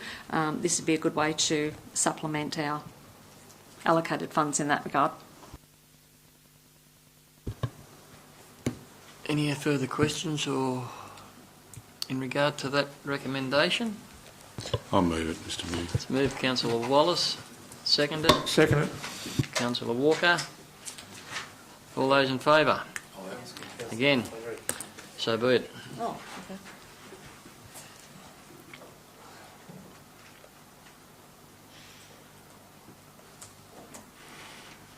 You ready to go? Sure, Wait why for the not? General Manager. Item 17-200. And I'll hand over. Thank you. Through the Mayor.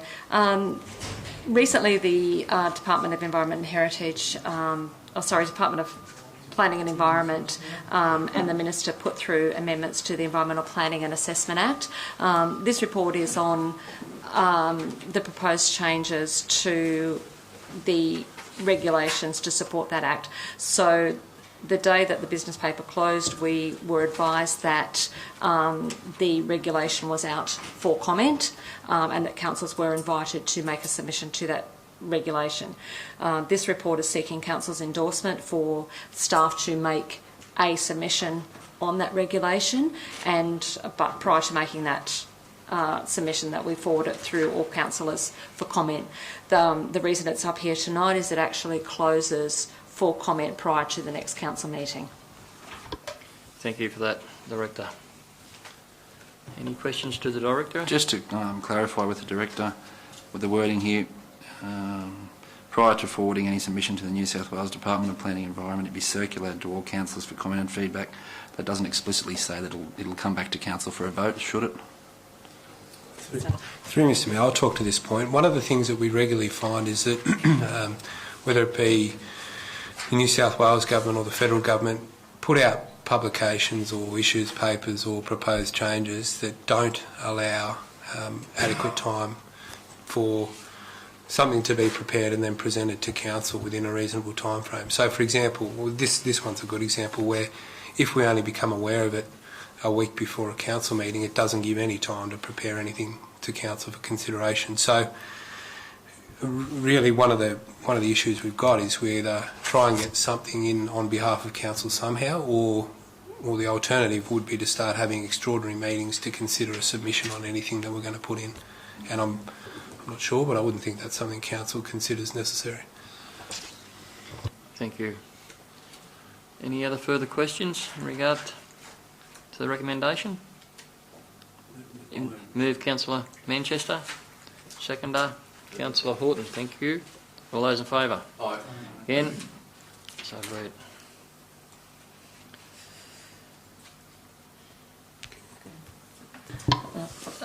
Through the Mayor, the next report, 17201, is a information report for councillors on the status of the development applications that are currently with council for assessment. It also outlines the applications that have been determined during the last month up until September 30, bearing in mind that we're now 25 days down the track. So some of those that are outstanding would have been determined and more would have come in. It provides council an update of where they are, which ones are on stop the clock, and the processing timeframes.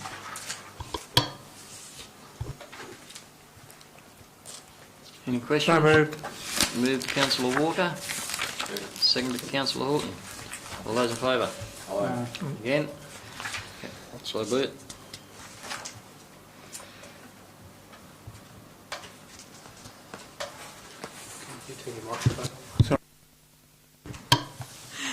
Thank you. Through the Mayor, item 17202 is a joint regional planning panel for Southern New South Wales. Council, so the Southern Joint Regional Planning Panel covers the whole of the Hilltops Council area. It determines applications or certain applications that have council involvement with a value over $5 million and other applications that have a value over $15 million, providing they're not state significant development. Council is requested to provide 2 nominees to represent council and the Hilltops area on this panel. The other 3 members of the panel are state appointed. In appointing members to this panel, there are requirements that panel members need to have as set down by regulation, and they're matters of economics, heritage, architecture, planning, and those sorts of matters. During the administration period, because we didn't have councillors or suitable community nominations to sit on the panel on council's behalf, we approached Councillor Bill West from Cara Council and Mr Chris Berry from Yass Valley Council, an employee of Yass Valley Council, to sit on the panel on our behalf. There have been 2 joint regional planning panel matters in the past 10 years, with not a great deal of matters going before the panel. Having approached both of these gentlemen and seeking their commitment to remain on the panel, they both advised that they are happy to remain on the panel. When council called for nominations to sit on the panel from members of the public, there were no suitable nominations forthcoming. Question through Mr Mayor to the Director. The public, the request for nominations from the public, when were they advertised? Through the Mayor, they were advertised in February. 2017. And there were no submissions received? Through the Mayor, no, there were no suitable people, no suitable submissions received. There were submissions received, they were just, the people were deemed not suitable. Through the Mayor, to the Director, I find it very hard to believe that we couldn't get suitably qualified people from within the Hilltops. They'd have to get the Mayor of Cowra and somebody from Yass to represent Hilltops.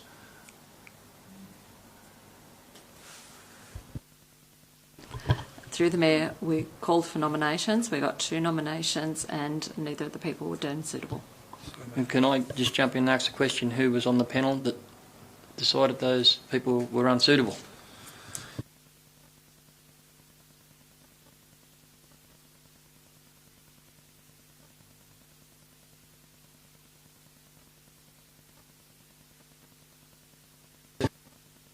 Through Mr Mayor, one thing I would suggest is there is nothing stopping council from, if council thinks there might be some suitable people out there's nothing stopping us from going through that exercise, and maybe it'd be a case of if there is no one suitable after that process, then we make the decision to continue with who we've got there now and then. And there is no harm in advertising again. Yeah, through the Mayor, I'd like to move a motion that we do that we re-advertise and see if we can get suitable applicants to represent Hilltops.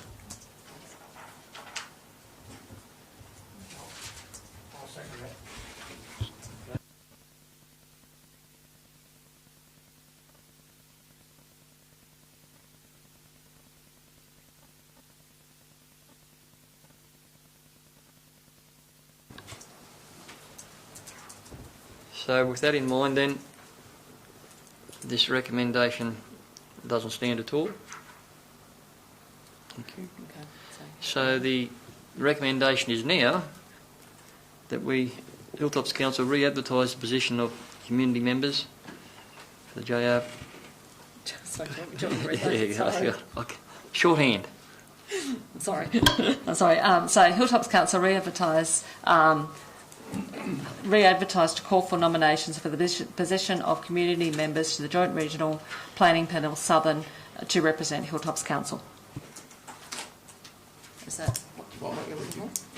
Just, Mr Mayor, just to clarify my position on that, that's not to say that Chris Berry or Bill West, who are both personally known to me, I think are fantastic fellows. That's not any reflection upon their suitability. No. I just think that if we have community members within the Hilltops that are suitably skilled and have the commitment to this JRPP, then we should be using them rather than using people from outside of the Hilltops. I think you'll find that's the sentiment in the room. Councillor Armstrong. So with that being moved and seconded, all those in favour? Aye. Again? So be it. Item 17203, Biosecurity Weeds Functions of Hilltops Council. I'll talk to this report. As you can see included in the report, there's been a number of changes occur within weeds management, not only within our Hilltops area but also across the state. One of the major changes across the state that's taken effect as of the 1st of July this year is the enactment of the Biosecurity Act 2015. That's had a number of impacts for weed management across the state, including changes to how regulation happens and who has responsibility for regulation, and the pieces of legislation that notices for non-compliance with weed legislation are issued. So as a consequence, we've had to have staff trained in how to undertake new legal training in how to enforce the new Biosecurity Act, and that's something that even Department of Primary Industries are still wrapping their head around, is the actual implementation. One of the other big issues that we've been faced with here since those changes, having bought the Weeds former Southern Slopes Noxious Plants Authority, or the Southern Slopes County Council as it was formerly known, back into Hilltops, the funding model has basically changed in terms of what we receive from the state. So councils had always contributed towards weeds management. There'd also been another private works income stream for weeds management, but the third income stream had been through grants from the New South Wales government, which they delivered to councils and county councils through regional weeds committees, and they were to fund regional weeds action plans. In the past, the Southern Slopes County Council had always been part of the Southern or Southeastern Regional Weeds Management Group, and since the changes to the Biosecurity Act that have come into place, the funding for regional weeds action plans is now being distributed through local land services rather than through the regional weeds action groups. What that has meant for Hilltops is that rather than all of our funding from a state level coming through the Southern Regional Weeds Group, it's now being split between the Southeast Local Land Services and the Riverina Local Land Services. What has become an issue for us is the funding model of how our funds are allocated to those two different LLS regions is different. So it means that the funding we previously received under the model where we're in the southeast is now reduced because of the fact we've got the former Young and former Harden areas coming out of the Riverina. During the administration period, we advocated to the Minister on the issue, and the responsible Minister being Minister Blair. We didn't get a response for a very long time. Mayor Ingram has now got a response from the Minister apologising and basically providing information that that the Riverina LLS and the Southeast LLS are getting more funds than they did in previous years. The issue we still face is that the net impact to us, even though Riverina is going to be allocated, I think it's 180,000 more, we will still be net down 30,000 as it stands at the moment. So we've got further advocacy we need to undertake now. We've only just received this correspondence from the Minister today saying what he has, and I'm also going to chase some more information from the Riverina LLS about what opportunity there is for us to, I guess, get them to support advocacy too. So yeah, we're faced with a number of issues. What it's meant for us practically is that until we know, we haven't even got any advice, and we're in October, we haven't got any advice on what our allocation from the state is going to be at all. So far it's all just speculation, which has meant that we haven't been able to undertake our weeds inspections programs because we haven't been able to know whether they're being funded or not, basically. So we've also got the issue now of just heading into the more regular spray season of getting the balance right with our casual staff. So certainly been a frustrating situation. The report really has just been provided there for information to give a bit of background and context on where things sit with weeds at the moment, but yeah, certainly a lot more work needs to be done before we're clear on where we stand from a funding perspective. Mr Mayor, I find the General Manager's comments incredulous, to say the least.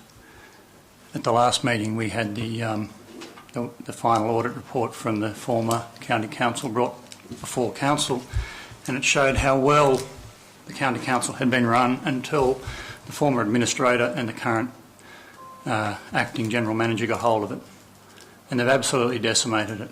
8 permanent staff down to 2, all in the name of supposed efficiency. They left as quickly as they could get out after you told them that you wanted them brought in under the management, under your management, and now you have to fix the problem. If they had been an autonomous body, including YAS, we would have been in a far better position to get representation through both LLSs, and the best you can do is say this report should be received and noted. It's an absolute disgrace, and you need to fix the mess. There was no reason to bring that County Council under the control of Hilltops Council. I'm gobsmacked. And to think that we're $30,000 for the first time in the red because of your decisions and your decision making, you've got a lot to answer for, and I'd like an explanation as to how you're going to fix the problem, how you're going to get permanent staff back and an autonomous body that looks after farmers' weeds control. Now, I think something like $1.8 billion gets spent in this state annually on weed control, and you're jeopardising the farmers' interests in this shire. I suggest that you fix the problem, and if you can't do that, we should get someone who can. Thank you, Councillor Flannery. Would the General Manager like to reply to any of that? Through you, Mr Mayor, for a start, I'd like to get an understanding of where the figures on employees came from, because they're not factual for a start. Also, the way that the County Council has operated in the past has been to have its workforce fluctuate with casuals dependent on the amount of work that's available and the funding available. So there's certainly no denying the fact that the financial statements of the former County Council did generate an operating surplus. The issue with comparing that year to this year is that part of the revenue that they had there is no longer here now, and that's not a council decision, that is an act that the state government has taken. So the 30,000 reference I made is nothing to do with anything that the council has done. It would have been the same issue had we still been Southern Slopes County Council. That's conjecture. Through the Mayor, as a General Manager, I was on that South West Slopes Noxious Plant Authority for a number of years, and the final year before we were sacked, I was the Deputy Chair. The farmers were very happy with the way that the weeds were treated. If they had a concern, they had a direct office to go to. We were very well represented with 2 councillors from each of the former shires, and YAS included. I just find it astounding also that we would close that down without having something in place to take over straight away. And thank you, Councillor Horton. Through Mr Mayor, at the time that the Southern Slopes County Council dissolved, all of the employees that were employed by the Southern Slopes County Council automatically transferred to Hilltops Council, and as far as I'm aware, have we had any that have resigned? None have resigned since that time. They're the facts. And through the Mayor, I'm not suggesting anybody resigned, but the former General Manager, is he still there? Through Mr Mayor, the former General Manager of the County Council left before the County Council was dissolved, but the person that had been in that role, filling in, is still there, the same person. Jason Corcoran is still leading the weeds as he was immediately prior to that happening. Nothing has changed from an operational perspective to what it was before the County Council dissolved, other than we are having issues now with trying to get an indication of how many staff we are going to need over this summer period when it gets busy, because we don't know what our funding is from the state. That's the change. Through the Mayor, if a property owner has noxious weeds on his property, what's the process these days to have it eradicated? Through Mr Mayor, there's a number of ways that can happen. If basically there's an obligation on that landowner to proactively get rid of those weeds themselves. What they should do is get someone to eradicate those weeds for them. whether it be they do it themselves, they get a contractor, or they get council as a contractor to do it. If they've got a weeds issue on their property and they aren't doing something about it, then our compliance staff should be going out and issuing a notice to them to say, you're not meeting your obligations under the Biosecurity Act 2015. It used to be under the Local Government Act. So that's the legislation part that's changed. And if they don't do what they're meant to do when they get issued a notice, then we start going through a legal process, and in the end there is avenue for the works to be undertaken, and that becomes a debt that they owe, basically. So that's the process. None of that's changed. Thank you. Through the Mayor, I know what's supposed to be happening. My question is that happening? Through you, Mr. Mayor, yes, it is happening, but our issue that is going to come up, that's already starting to come up now, is that part I spoke about compliance and actually going out inspecting properties and seeing if they are doing what they're meant to be doing proactively, has always been part funded by this state grant that we have got no clarification on at the moment. So we're now at the stage where the staff in the past did a combination of compliance inspections and spraying. So what we're saying now is we don't know if we can afford to still keep doing the compliance work over summer by bringing up the workforce or not, because we don't know if we've got the funds. That's our issue.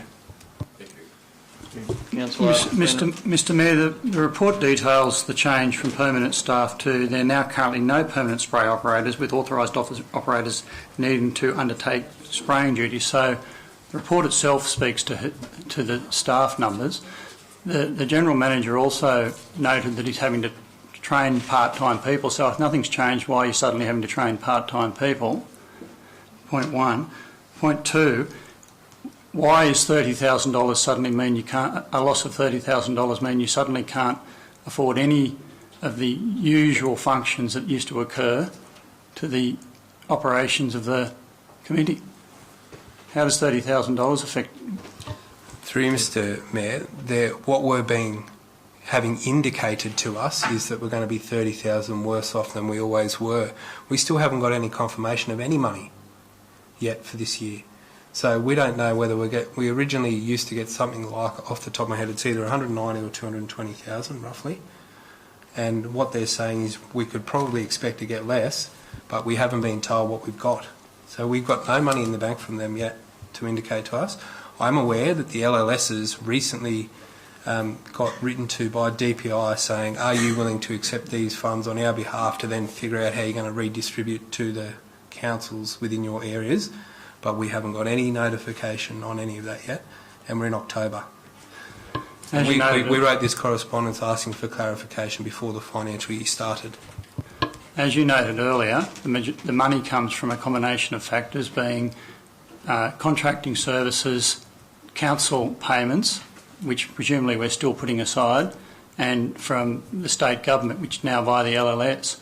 I must be missing something. There's going to be a $30,000 cut through one LS, but it's suddenly jeopardising your whole operations. I mean, you're the one that's jeopardising the whole operations when you took this decision to scrap the weeds. Councillor Flannery, thank you for that comment. Mr Mayor, can I just clarify the assertion made by Councillor Flannery that it was the Administrator and the General Manager who disseminated the County Council? It was actually instigated by Yass Council, who did not wish to be a part of the County Council anymore. Thank you.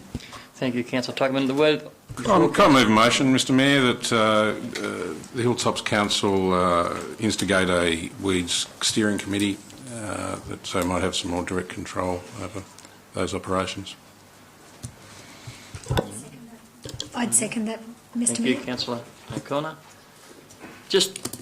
I'll touch on that matter on the biggest scale. I spoke to the General Manager in regard to that matter late this afternoon when we received the correspondence from Minister Blair's office and asked the General Manager could he please, again, chase the LLS, who needs to chase the Department of Primary Industry.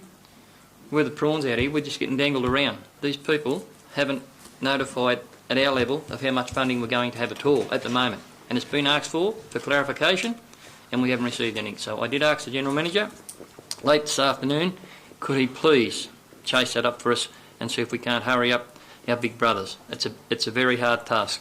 Mr Mayor, I'd go further to that and say that I think you should be seeking a meeting with the Minister involved. No, and we will. Thank you. So we had a motion. Who's doing the writing for me? That Hilltops Council form a steering committee, steering weeds committee. I don't know if you saw, did you see that? And that the Mayor General Manager second meeting of the Minister. Right. So Councillor O'Connor's happy to second that. Can I just add to that, Yep, please? With the Weeds Management Committee, I'd like to see community representatives as well as councillors and council staff on that. So it becomes a 3-5, right? Okay, the mover's happy with that, and the seconder's happy with that. Does all councillors understand what's been put? Yep. All those in favour? Aye. Again? So be it. Thank you. Yeah. Did you just declare it? Declared this earlier. Tony declared this? Yeah. Yep, he declared this item, yep. So did Bruce. So did Councillor Manchester. Okay. No, I don't think he was this one, was he? No. 204. Councillor Manchester, did you declare an interest in this? Yeah, okay. Yep. Thank you. The Director of Sustainable Growth. So it's through the Mayor, this report is our allocation of funding for the local heritage funds that Hilltops Council did last year, and the former Young and Harden Shires had done prior to that. During August each year, Council calls for nominations from owners of heritage items, as listed on the LEP, to apply for funding to assist in the maintenance of their heritage listed items. When the applications come in, our heritage advisor assesses the applications and makes a recommendation to Council for funding. So the cap on the funding is usually around $2,000 of money from Council, but the owners of the properties are required to put in a significant amount of money as well. So Council's overall budget for the Local Heritage Fund is $36,000 a year, and this year is the full allocation of that $36,000 as recommended in the report. Mr Mayor, can I comment on that? Some of these names and addresses seem to appear every couple of years. Are we simply writing to the ones that have been successful before, or engaging in an education process with other members of the community who may or may not have buildings that are of heritage significance? Is this being advertised widely enough? Through the Mayor, as I indicated, we write to the owners of the items that are listed on the Schedule 5 of the Harden and Young LEPs, so that those people have the opportunity to apply for funds. Yes, you are correct in that some of these items have been funded previously, but some of these items are also significant heritage items and do require significant works. And the money is allocated on an assessment process as to the significance of the item, the amount of work that needs to be done, the amount of work that has already been done, the amount of money that the owner is willing to put in, and the application process. So just to clarify, what you're saying is that we're writing to the same people each year and we're not advertising widely to people who may have a heritage building? Through you, Mr Mayor, it's open to owners of heritage listed items. So it's the items on the schedule of the LEP. So we write, yes, they're the same people each year. Some of the people that get the letters don't respond and don't want to be involved, and some, as indicated by the current names, have a real passion for it and do want to be involved. I'd like to move an amendment to this that we educate the local community in determining whether or not they have a heritage building or not, because there's obviously heritage buildings out there that aren't being funded here and falling into disrepair, and could do that via the media. through the Mayor, if I may, this ties back to that previous report of which I spoke about the heritage funding. So if we do a whole review of our community-based heritage studies, it's through that process that we educate the community, and also through this allocation of local heritage fundings. When we first started this local heritage funding, we couldn't give the money away. There were times the former Hardinshire had money left over to allocate again the next year. So the information is getting out there. It's getting out there slowly, and that if we are successful in getting that other money from the Heritage Office, we will go and we will do those studies again and educate the community some more. Thank you for that, Director. I've always had a bit of a,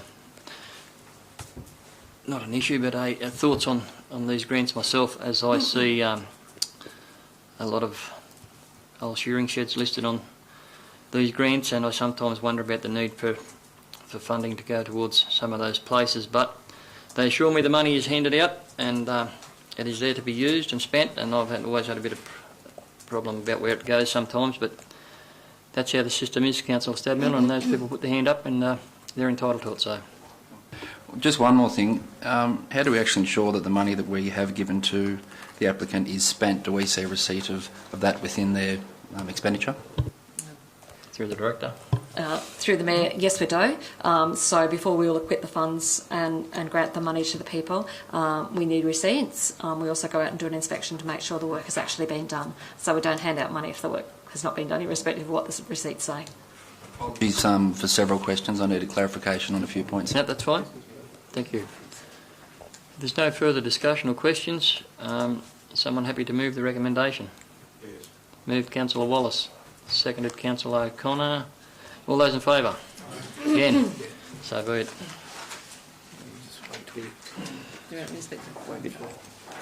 Councillor Flannery back to the room.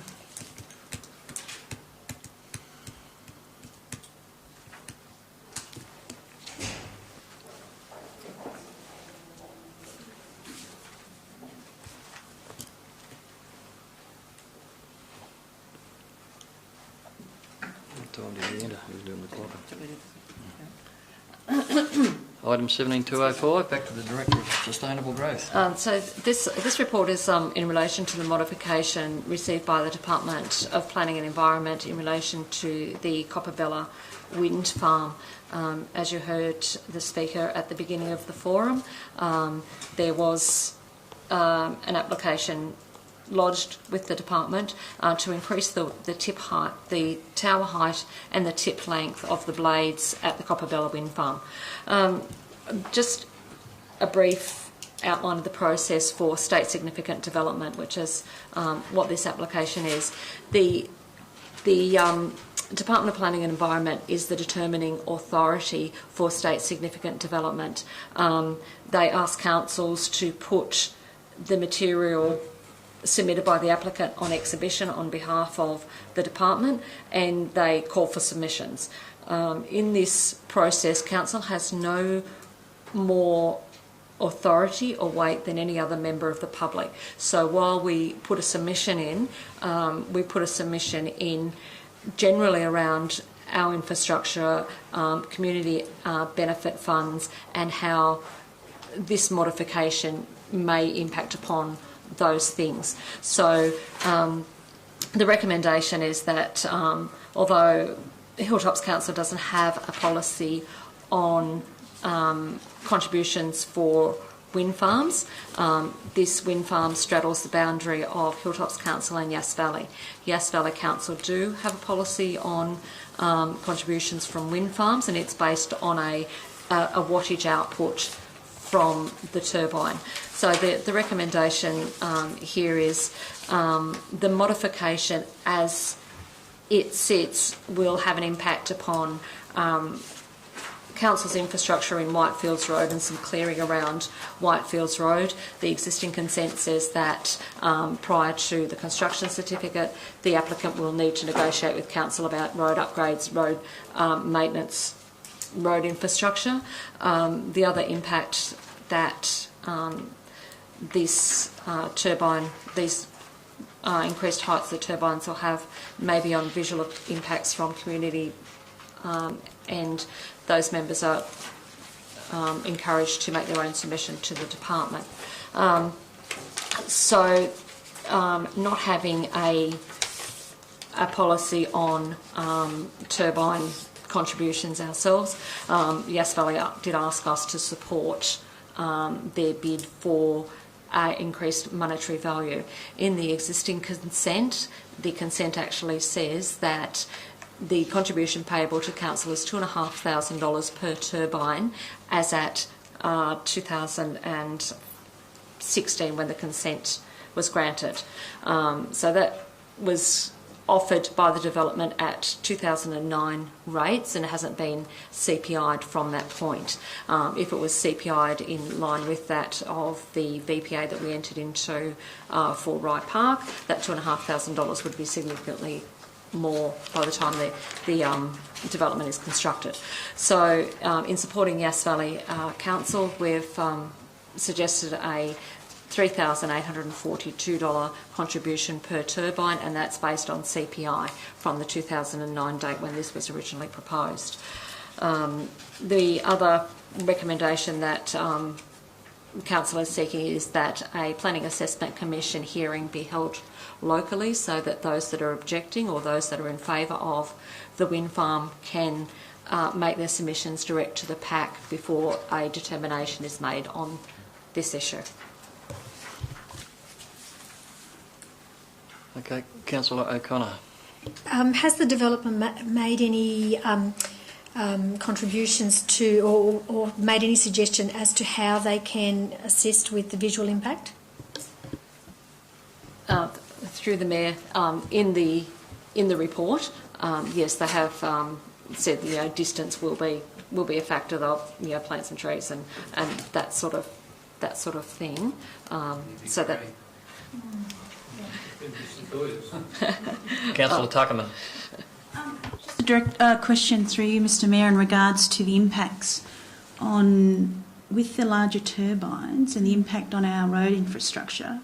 Certainly something I think needs to be assessed and put back to them. And also I think we should be mentioning our concerns about the visual impact to the community within our submission, and those impacts that those larger turbines will have on our community.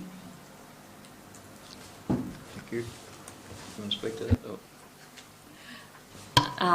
In the existing consent, there is the requirement for the road to be negotiated and the routes to be negotiated with council, and for that to be agreed upon before the construction certificate is issued. But I can certainly reinforce that. I just think it's important, Mr Mayor, to have that discussion before any modification is determined. Okay. Yep. Councillor Flannery. Mr Mayor, just in relation to, I think the original approval, which I think it was Whitefield Road, that certainly it's been made at a meeting I attended at Harden, where the proponents had representatives there at the Harden Regional Development Corporation. They were noting that ingress and egress, I guess, to the work site had to be from the back of the COPPABELLA Ranges, I think, which would negatively impact on any employment opportunities for locals. So it would basically push all local employment opportunities, noting that this is actually an approved development. So whether they get an increase in their height, the development can go ahead under the existing regime. So it would be worth, or could I recommend that the Harden Regional Development Corporation be consulted or about some of those specifications, so that if, when considering this, the PAC can look at perhaps modifying ingress and egress for staff so they can come from the Harden side of the COPPABELLA Ranges to allow employment opportunities. And I also note that they're attending at that meeting, their information office or booth was to be located at Bynalong, which is outside our shire, despite the fact that most of the impacts are inside our shire. So I think we really need to have their information kiosk be inside this shire. in Harden preferably, rather than Geelong, which is the alternative place they might try and locate it. It's a very relevant point, but I think I can count 11 or 12 in Shire, and the rest is in Shire. Any other comments in regard to... Just a quick question, Mr Mayor. Is this still the same company? Because I can't seem to find who it is now. It was Epiron previously in 2012. Has it been sold? Through the Mayor, no. Goldwind is the developer. So Epiron are no longer involved in this project. Do we know when they sold to Goldwind then, or no? No. Mr Mayor, can I just move it so an amendment or to that item C that representations be made regarding those items I listed, please? Those recommendations of Councillor Flannery been noted?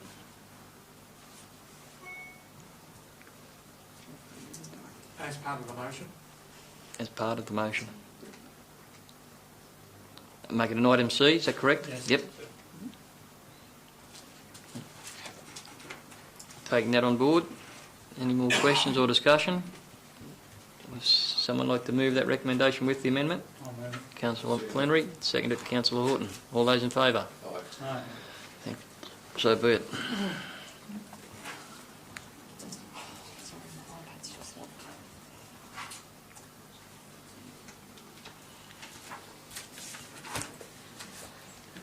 Item 17206, I'll hand over to the Director of Sustainable Growth.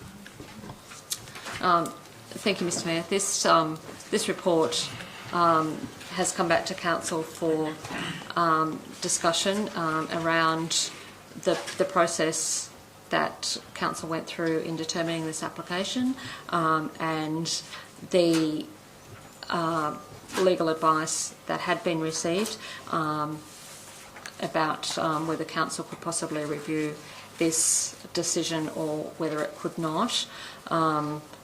For those that were at the councillor workshop, that was discussed in some length. The information is contained within the report that if Council were to look at a review of this application, however that was chosen to be undertaken, there are financial implications for Council. Okay, comment or questions in regard to this report? Councillor Stadmiller. I'll go first if that's all right. Simple question of the night. Why was this not left until a newly democratically elected council was in place after September, and what was the reason behind it being put through in July? Can the General Manager please answer that?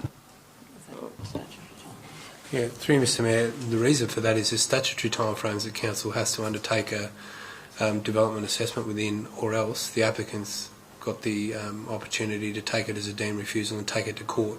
So more than likely would have been determined by either Council or court in that time frame anyway. Thank you. Councillor Flannery. Mr Mayor, I think this... Mr Mayor,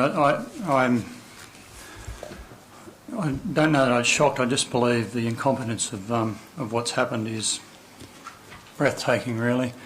I'll just ask you, Councillor Flannery, just to keep some of your comments a bit less thank you, Mr Mayor, but I have my opinions on the matter. It seems that if this development's going to go ahead, and one of the objectors noted that there could be 52,000 extra vehicle movements per annum. Now, that may be at the upper level, but at a reasonably intermediate level, I would have thought 27,000 vehicle movements per annum is, for Forsythe Avenue, is a reasonable assessment where it's going to be at. And do you know who's going to pay for that upgrade subsequent to this decision? Council. So whilst it might have been not included in the LEP for a Section 94 funding, it is always at the behest of Council to approve any development with recommendations. And as it's a local road, it could have been approved where Council put it on the developer to upgrade Forsythe Avenue. Now, that might have had a substantial impact on this development. He may not have proceeded. He may have cut back the blocks. It is just gobsmacking that we are going to have to either foot the bill for legal action or foot the bill to upgrade a road for an extra 27,000 to 52,000 vehicle movements. Breathtaking. I note that a member of staff objected to a development in the industrial area which led to that development having to forego the tender on the Cunningar rail siding because of objections based on public amenity. Now, that is a known fact, and yet we have got... You just cannot bring that sort of thing. Why should you... I'll just take the chair spot, Tony, for a moment. Conjecture and comments like that, I will call a point of order on you on that in regard to that matter. We're dealing with the matter that's in front of us. If you could just stick to that matter, I haven't got a problem. Clearly we have a development which I think all of us have visited and seen in one way or another in our roles, either pre-election or post-election, where the amenity of that area is going to be substantially affected by this block. And we sit here now having to fund the consequences of it. And there are a few slight options open to council, but either way it's going to cost us money. It's an appalling decision, and it reflects on what is going on in the development of this town. Now, I don't know how it's going to be fixed, but council needs to foot the bill one way or another for fixing it. And I think those responsible need bringing to the attention of council for this matter in whatever form can be. Thank you, Councillor Flannery. My comments in regard to that is, as we've all stated before, and you touched on some points that may be able to be looked at and some stuff that you don't agree with, and I may agree with some of them with you. But because this matter has been dealt with us in confidential from our legal experts, if this discussion is to go any further in regard to this matter, I would respectfully suggest to council that we do it in closed council. That's not because I'm frightened to say what I need to say to you people, and I'm happy for that to happen. The simple fact of the matter is that because the information was relayed through confidence with legal experts, we're not at liberty to speak at this stage in open in regard to what's in that information. It's not a point that myself or any other councillor here wouldn't be happy to have the conversation with you and explain what happens. I would like to think most people in this room know me a lot better than that. But there are guidelines and there are rules that I have to abide to, and this council has to abide to. But I'm happy to move that the discussion is had in regard to any options that may be available in closed council.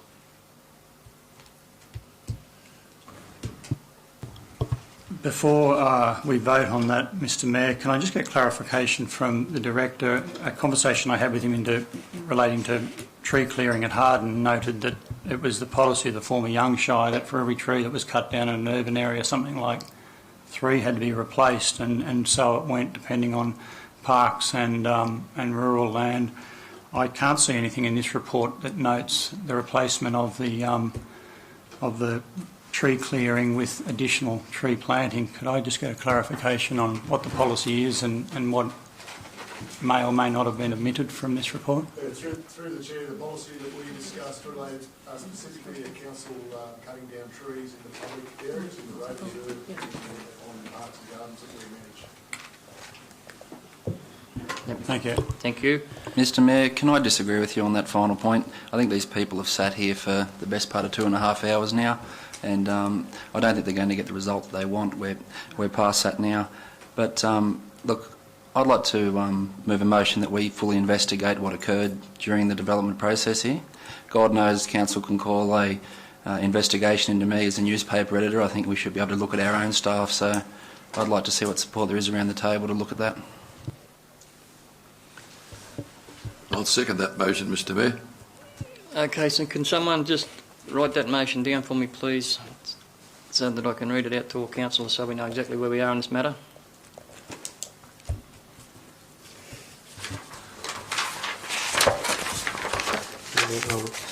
I'll write something down and check it out.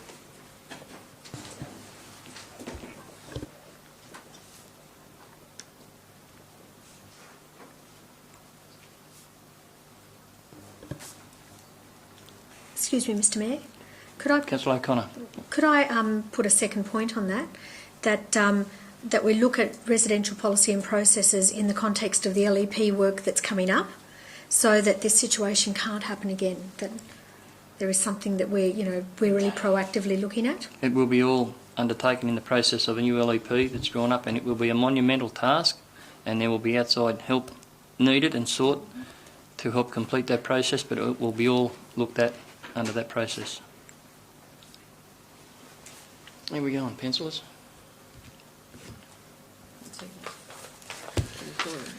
There you go.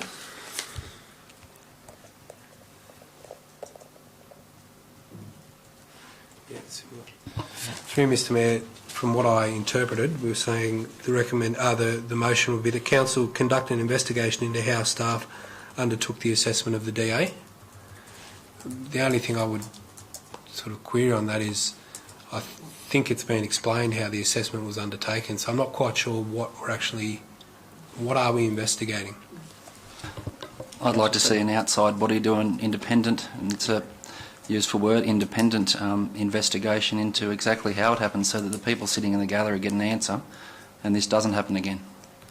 Because as soon as this development starts, you're going to have 100 people living around Forsythe Avenue very unhappy, and we're going to be back here again, and they deserve an explanation. Through Mr Mayor, just picking up on a point earlier, one of the issues with, I know the issue of road contributions has been raised. We actually did discuss this in the council workshop, that the former Young Shire Council didn't have a Section 94 contributions plan in place that applied to that section of public road, which meant that there was no justification behind actually doing that. The other thing worth noting is that this development that's proposed is not out of context with what's already happening in the area. Former Young Council approved the DA in 2015 for a 25-lot residential subdivision on the lot directly north of this lot, and there was no objections made at that time. So in terms of the context of this development and what council could have actually done differently, I understand that there's been a lot of concern over it this time around, but in undertaking the assessment that was undertaken, it followed process, and if council wants to spend the money undertaking this investigation, then obviously that's a way to justify that. So I have a question, if I may. Councillor Walker. During the process of this, there are 26, I believe, neighbours who are directly impacted in a negative way, economically, socially and environmentally. Have their concerns been addressed to them in any form?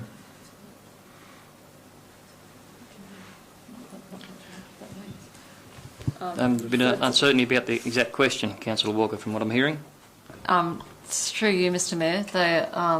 The submissions were addressed through the assessment report, and the issues raised were addressed through the assessment report. Is that what you're asking, or not quite sure what you're asking? I'm sorry.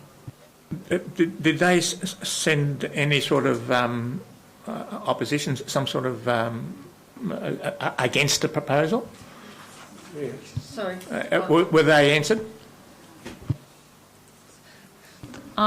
The submissions, or the issues raised in the submissions, were addressed. Council, were addressed in the report. Yes, there were submissions, and that original report that was put to council in July said that there was a number of submissions raised, and these were the issues in those submissions, and then the report went through and systematically addressed those.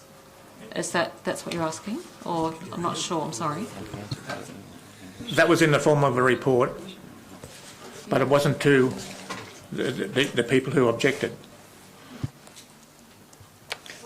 Mr Mayor, without interrupting the question, I'd like to talk against the motion very simply because I believe there are we have had legal advice and it's confidential, so we're not at liberty to discuss that in open forum. I believe council does have a position where it can still reconsider aspects that have been noted in that legal advice. So I believe sending it off to some independent tribunal will simply have them come back saying, well, things could have been done better, but by and large, this has been determined consistently with the LEP. I refute the General Manager's assertion that because there was no Section 94 plan, there was nothing that could have been done about Forsyth Avenue. There was nothing that could have been done about Forsyth Avenue with a Section 94 plan. Having my family having done a development down the Eurobodalla Shire, they simply told us, you upgrade an intersection or it doesn't go ahead. So what you are saying is not factually correct. At any stage, Council could have determined that the developer upgrade Forsyth Avenue.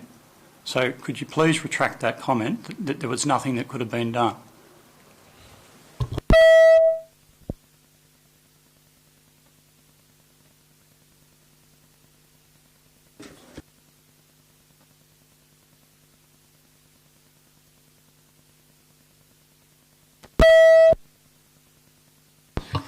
Through Mr Mayor, certainly I'm not saying there's nothing that could have been done in relation to roads. I'm saying there was no contribution in plan that would have been what could be considered equitable. So there are obviously other people on that road that have got the potential to develop in the future that would have benefited from any expenditure this person had to undertake. So staff assessed it and decided that the road standard was adequate to cater for that type of traffic relative to the standard of other roads across the Hilltops area. To pick up on your point about considering further action now, one thing that does need to be clarified right now is that, and to pick up on Councillor Stadmiller's point about if the intention of the investigation was to try and get an outcome on something, anyone that is considering taking legal action under Part 4 of the Act to get something changed only has until the 10th of November for that to happen, within 3 months of the notification to the applicant. So if anyone was to wait around to the outcome of an independent investigation of how staff handled the process to somehow use that in a court case against council, that time frame wouldn't be useful. Hence, I think part of why Councillor Flannery mentioned what he did. I also believe that in totality, an independent investigation will simply find that there were other options, but it has been approved consistent with the LEP, which will be of little use to the Forsyth Avenue objectives. I think that's not what we're really wanting to discuss. We're wanting to discuss in confidential, because of legal advice, whether there are any other options open to Council to review this decision. And there may or may not be, consistent with that legal advice. So I speak against us voting to send it off to an independent committee. Thank you, Councillor Flannery. Councillor Stadmiller. Mr Mayor, I've moved and it's now been seconded. Is there any avenue for me to withdraw that, or does it go to a vote? You could withdraw it, I believe. I'll seek advice. You can withdraw that motion. Yep, I'll withdraw that motion on the understanding that we'll put this in confidential. Thank you. So can we go back to what I stated originally then in regard to this matter and the motion that I'd like to put up? As was explained to the people of Forsyth Avenue, and Councillor Flannery's said it again, that what was done, and whether we can undo any part of it or any way of it is still to be discussed. And hopefully there might be, I don't know, but we're going to do our best we can by everyone, take the legal advice on board and work as a council who's responsible to everyone. And once we come to that resolve, you people will be made well aware of anything that we can or cannot do. As you know, there is an avenue left to yourself, and you would be aware of that as well. Council's avenues are a lot more restrained than what yours are. But I'd seek a seconder for the motion that we further discuss this matter in closed council, so we may be able to resolve some issues for those people tonight. Seconded, Councillor Stadmiller, sorry. All those in favour? Again? So be it. Thanks, councillors. Thank you. We're not closing the council now, but the matter won't be discussed again until it is closed, yeah.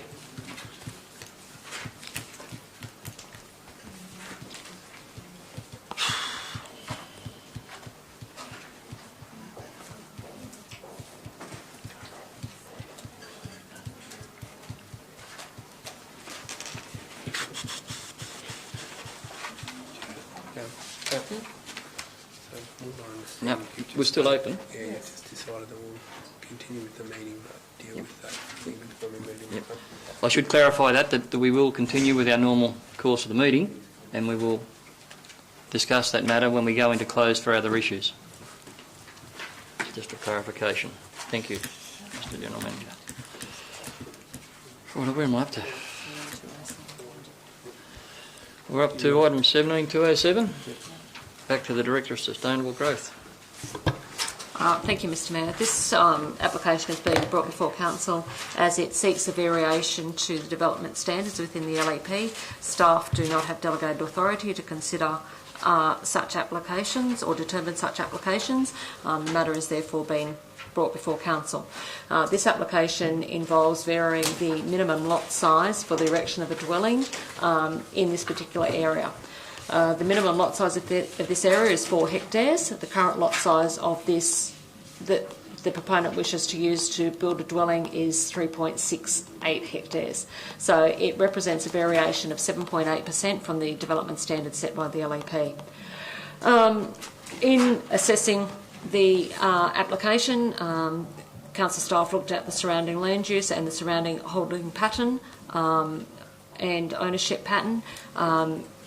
The smaller lot size is consistent with the holding pattern of this area, and to allow a dwelling to be erected on this allotment, it is considered would not negatively impact upon the ability of the joining properties to use their land in a similar way, given that they are a similar size.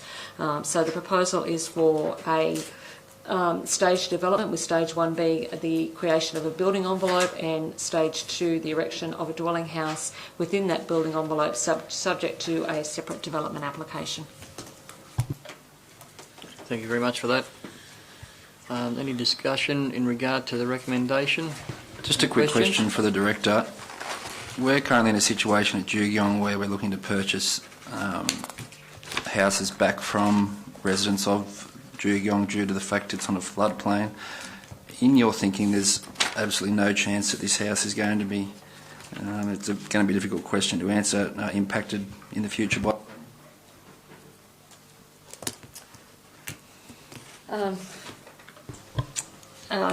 Through the Mayor, the location of the building envelope would have to be such that it's outside that area identified in blue on the map on page, not quite sure what's the page number there,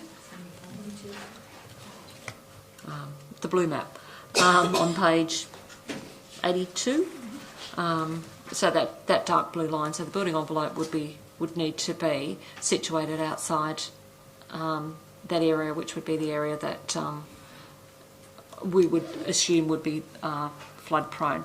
Given that we haven't done flood studies for the whole of the Hilltops area, that we've done selective flood studies for the most, or the areas we know are most impacted, we simply don't have the resources to do a full study across the area at this stage.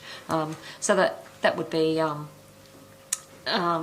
one of the things that would go on that building envelope. It needs to be out of the known flood risk area. Thank you, Director. Any other questions or comment in regard to that recommendation? If not, I'll put that recommendation and we have to record this vote. Is that correct? Yep. So I'll ask for a show of hands for the recommendation. Actually, I need a mover in a second, don't I? First, sorry. Yes. Councillor Armstrong, Councillor Rolls, thank you. All those in favour of the recommendation?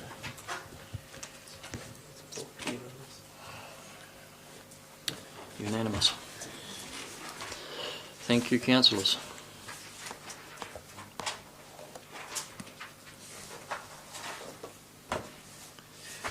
Up to 208. Yes, we're right. All right. Items This one too? 17208, food and organics collection. Through the Mayor, if I may, the former Hardenshire Council set up a food and organics collection in 2012 or thereabouts. So the Food and Organics collection collects garden organics as well as food organics. Since that time in setting that up, when we originally set that up, we thought we would be under the 200 tonne annual minimum in the collection. So we knew that when we set it up, that 200 tonne was the limit of what we could take in without needing a environmental protection licence from the EPA. The first year it was over, and we recognised it was over, and we put that down to being a high take-up of the system or the process. And then the subsequent years, or the next 2 years, it was a little bit over and dropping. So we thought, okay, it's possibly that we will go under or remain under the 200 tonnes. It's now become apparent that we're not going to remain under the 200 tonnes. So the issue for council is the food component of this organics process. So anything that contains food, council is able to collect up to 200 tonnes per annum without an environmental protection licence. Once we get over that 200 tonne, we need to be licensed. We need to have a licensed facility. We need to report our annual figures to the EPA as part of our annual waste reporting data, and this has come to light that we are consistently over our 200 tonne. The recommendation is to go back to the community and suggest that we take those food components out of that waste stream. We can continue to collect the garden waste, and we can collect that up to 5,000 tonnes if it's garden waste only per annum without needing a environmental protection licence. Thank you, Director. I'll just say that recommendation doesn't say that we go back to the community. No, you're correct, Councillor Horton. The recommendation is it is recommended that Council cease collecting food organics and establish a green waste only collection in Harden Maryborough until legal processing is available. Through the Mayor, the consultation part of the report says, should food organics be removed from the collection? Consultation will need to be undertaken in accordance with the legislation prior to endorsement by Council. So prior to the implementation of that Council recommendation, we will need to go back to the community and advise them. Okay, any further questions? Councillor O'Connor. I'd actually like to see some education on good green waste, so that it's not contaminated green waste, and also maybe some composting advice to households, that, you know, so that they can actually manage some of their food collections and, you know, food waste themselves. Is that possible with the consultation process? Through the Mayor, that would be what we would be looking at to take the food organics out. So we would be looking at some alternative, and the alternative would be for householders to process that on site rather than putting it into the waste stream. To put it into the waste stream, you just transport the problem somewhere else. Just a question to the Director through you, Mr. Mayor. How are these? Is there a charge raised for this, and how are the charges applied?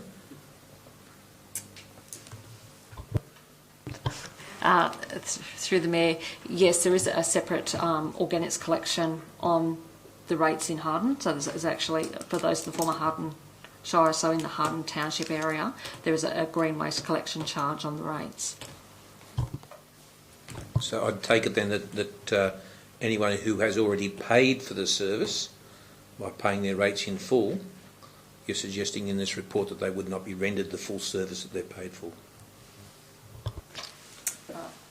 Through the Mayor, what we're suggesting is that we collect organics rather than food organics. Over the last probably 12 months or so, the food organics component has been dropping off, and we've recently done an audit that suggests that there's probably about 5% food organics in the collection that we do.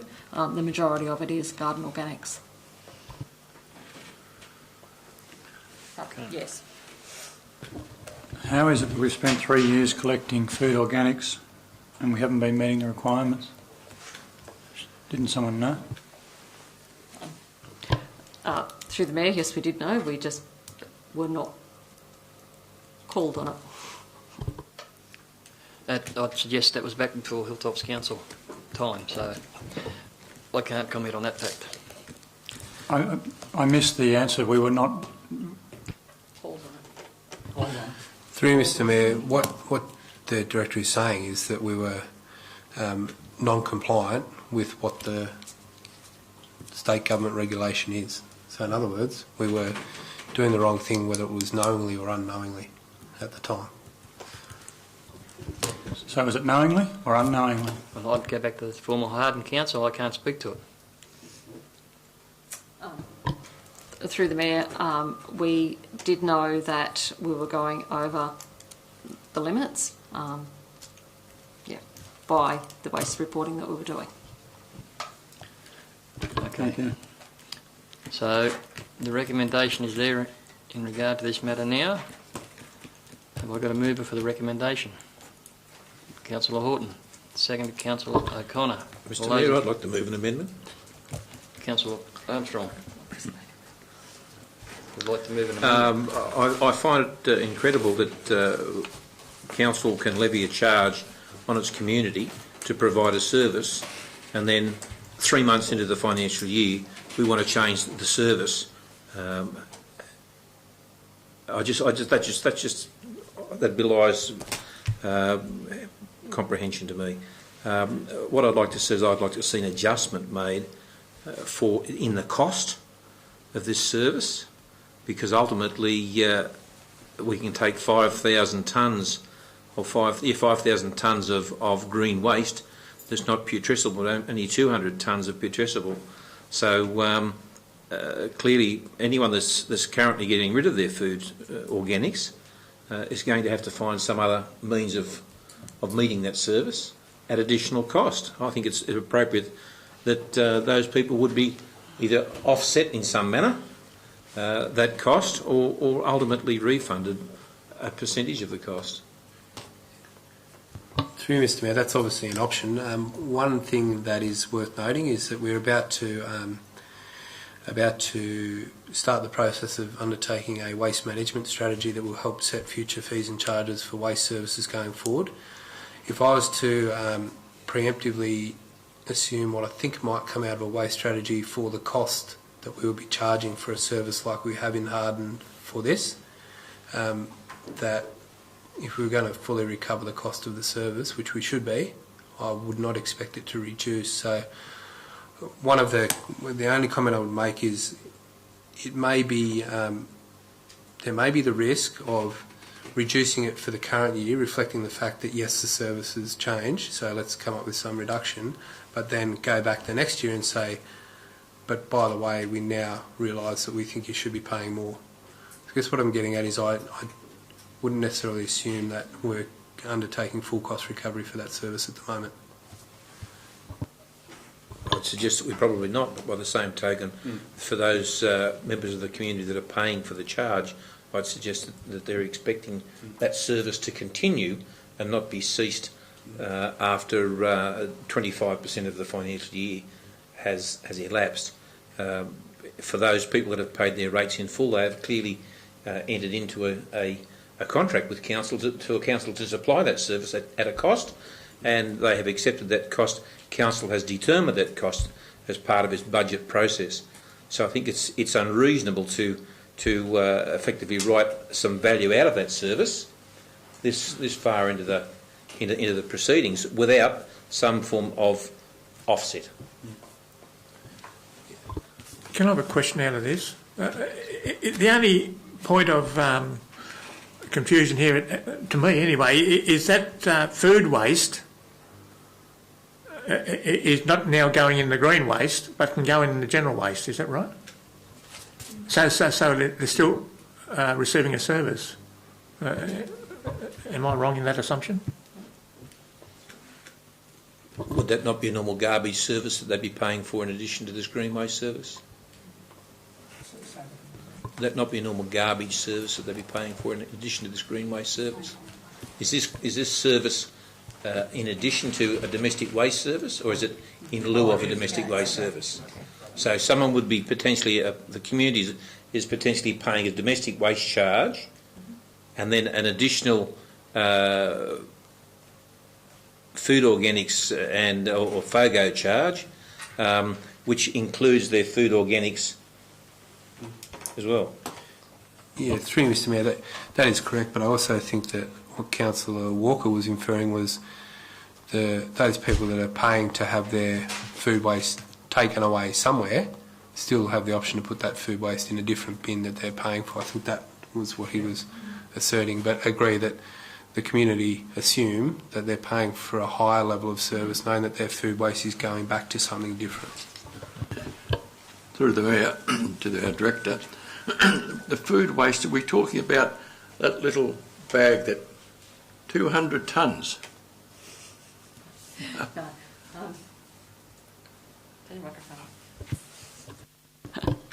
Through the Mayor, no, it's 200 tonnes of mixed, so it's green waste and food waste. Therein lies the issue when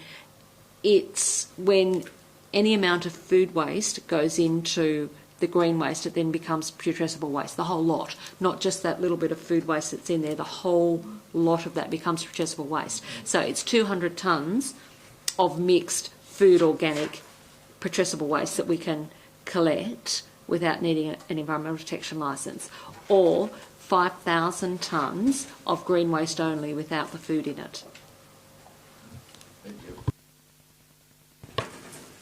Okay, so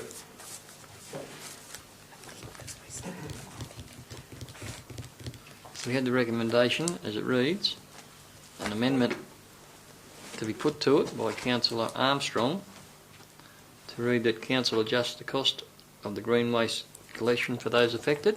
Correct. Do I need a seconder for the amendment? Or? Through Mr Mayor, can I just clarify something? So a further report come back on that to do that fee adjustment? I mean, the process we'd have to go through anyway to adjust the fee, or are we considering some other offset? It might be another...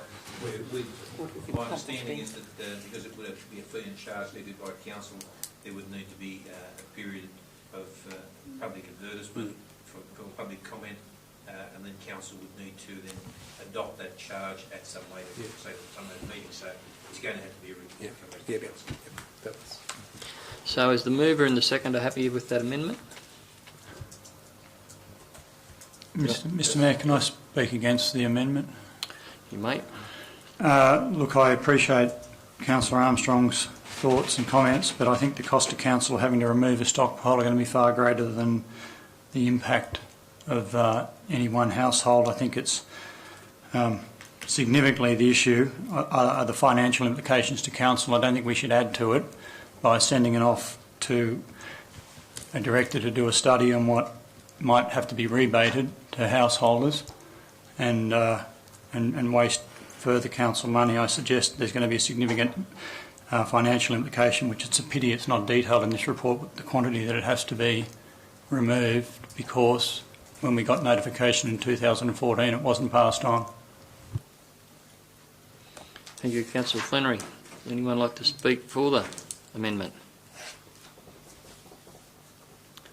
All right. Would you like to have a right of reply, Councillor Armstrong? We're talking about 213 tonnes, not 2,000 tonnes, or 5,000 tonnes of green waste. And my understanding is that if the green waste comes in with with food organics in it, in any event, it can't be used as normal green waste. It has to be committed to garbage. Is that correct? Correct. So there is no saving as such, because that stockpile is going to have to go to garbage regardless of whether it's part of a FOGO or whether it's part of a green waste collection that someone's simply thrown their fish and chips in. Thank you, Councillor Armstrong. So we have the recommendation with a mover and a seconder with the amendment. So, okay, all those in favour of the recommendation with the amendment? We are, sorry, didn't we? I thought we did. But the amendment is that council adjust the cost of the green waste collection for those affected after reporting to Council. All those in favour? Against? 2, 3, 4, 5, 6, 7. Amendment is defeated. So now we'll put the recommendation as it reads, which is, it is recommended that Council cease collecting food organics and establish a green waste only collection in Harden Maryborough until legal processing is available. Question. Councillor Walker. To pick up on the director's point, is when is the public? How is the public notified of this? Through the Mayor, prior to implementation of Council resolution, we will go to the public and we will advise them of Council resolution and alternatives available. We are sending out public, so we're sending out the waste vouchers that was resolved by Council for the collection of or disposal of those bulky goods, and as part of that is a whole education package around waste, and this will be included in that. Thank you. Thank you, Councillor Walker. Through the Mayor, a lot of people will be watching it on streaming tonight, so they'll know already. Relevant point. I'll put the recommendation. All those in favour? Again. Carried, so be it. Thank you.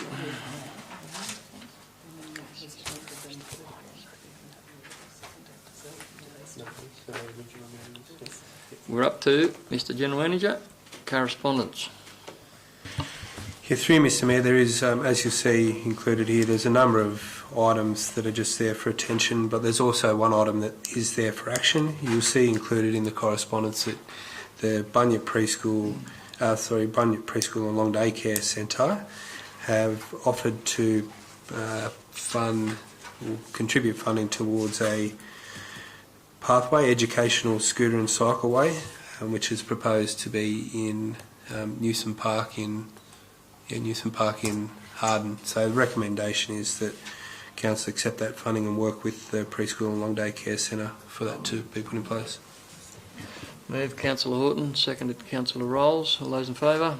Aye. Again? So be it.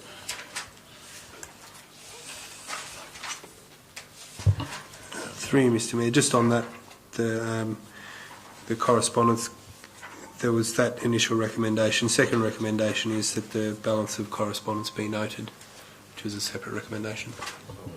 Moved Councillor Wallace, seconded Councillor Tuckerman. All those in favour? Aye. Again? So be it. Where does that take us to? Committee reports. Where? Committee reports. Correspondence. Committee reports. Council committee reports? For action. No action. That the balance of the committee reports be noted. Moved Councillor Wallace. Seconded Councillor Horton. Thank you.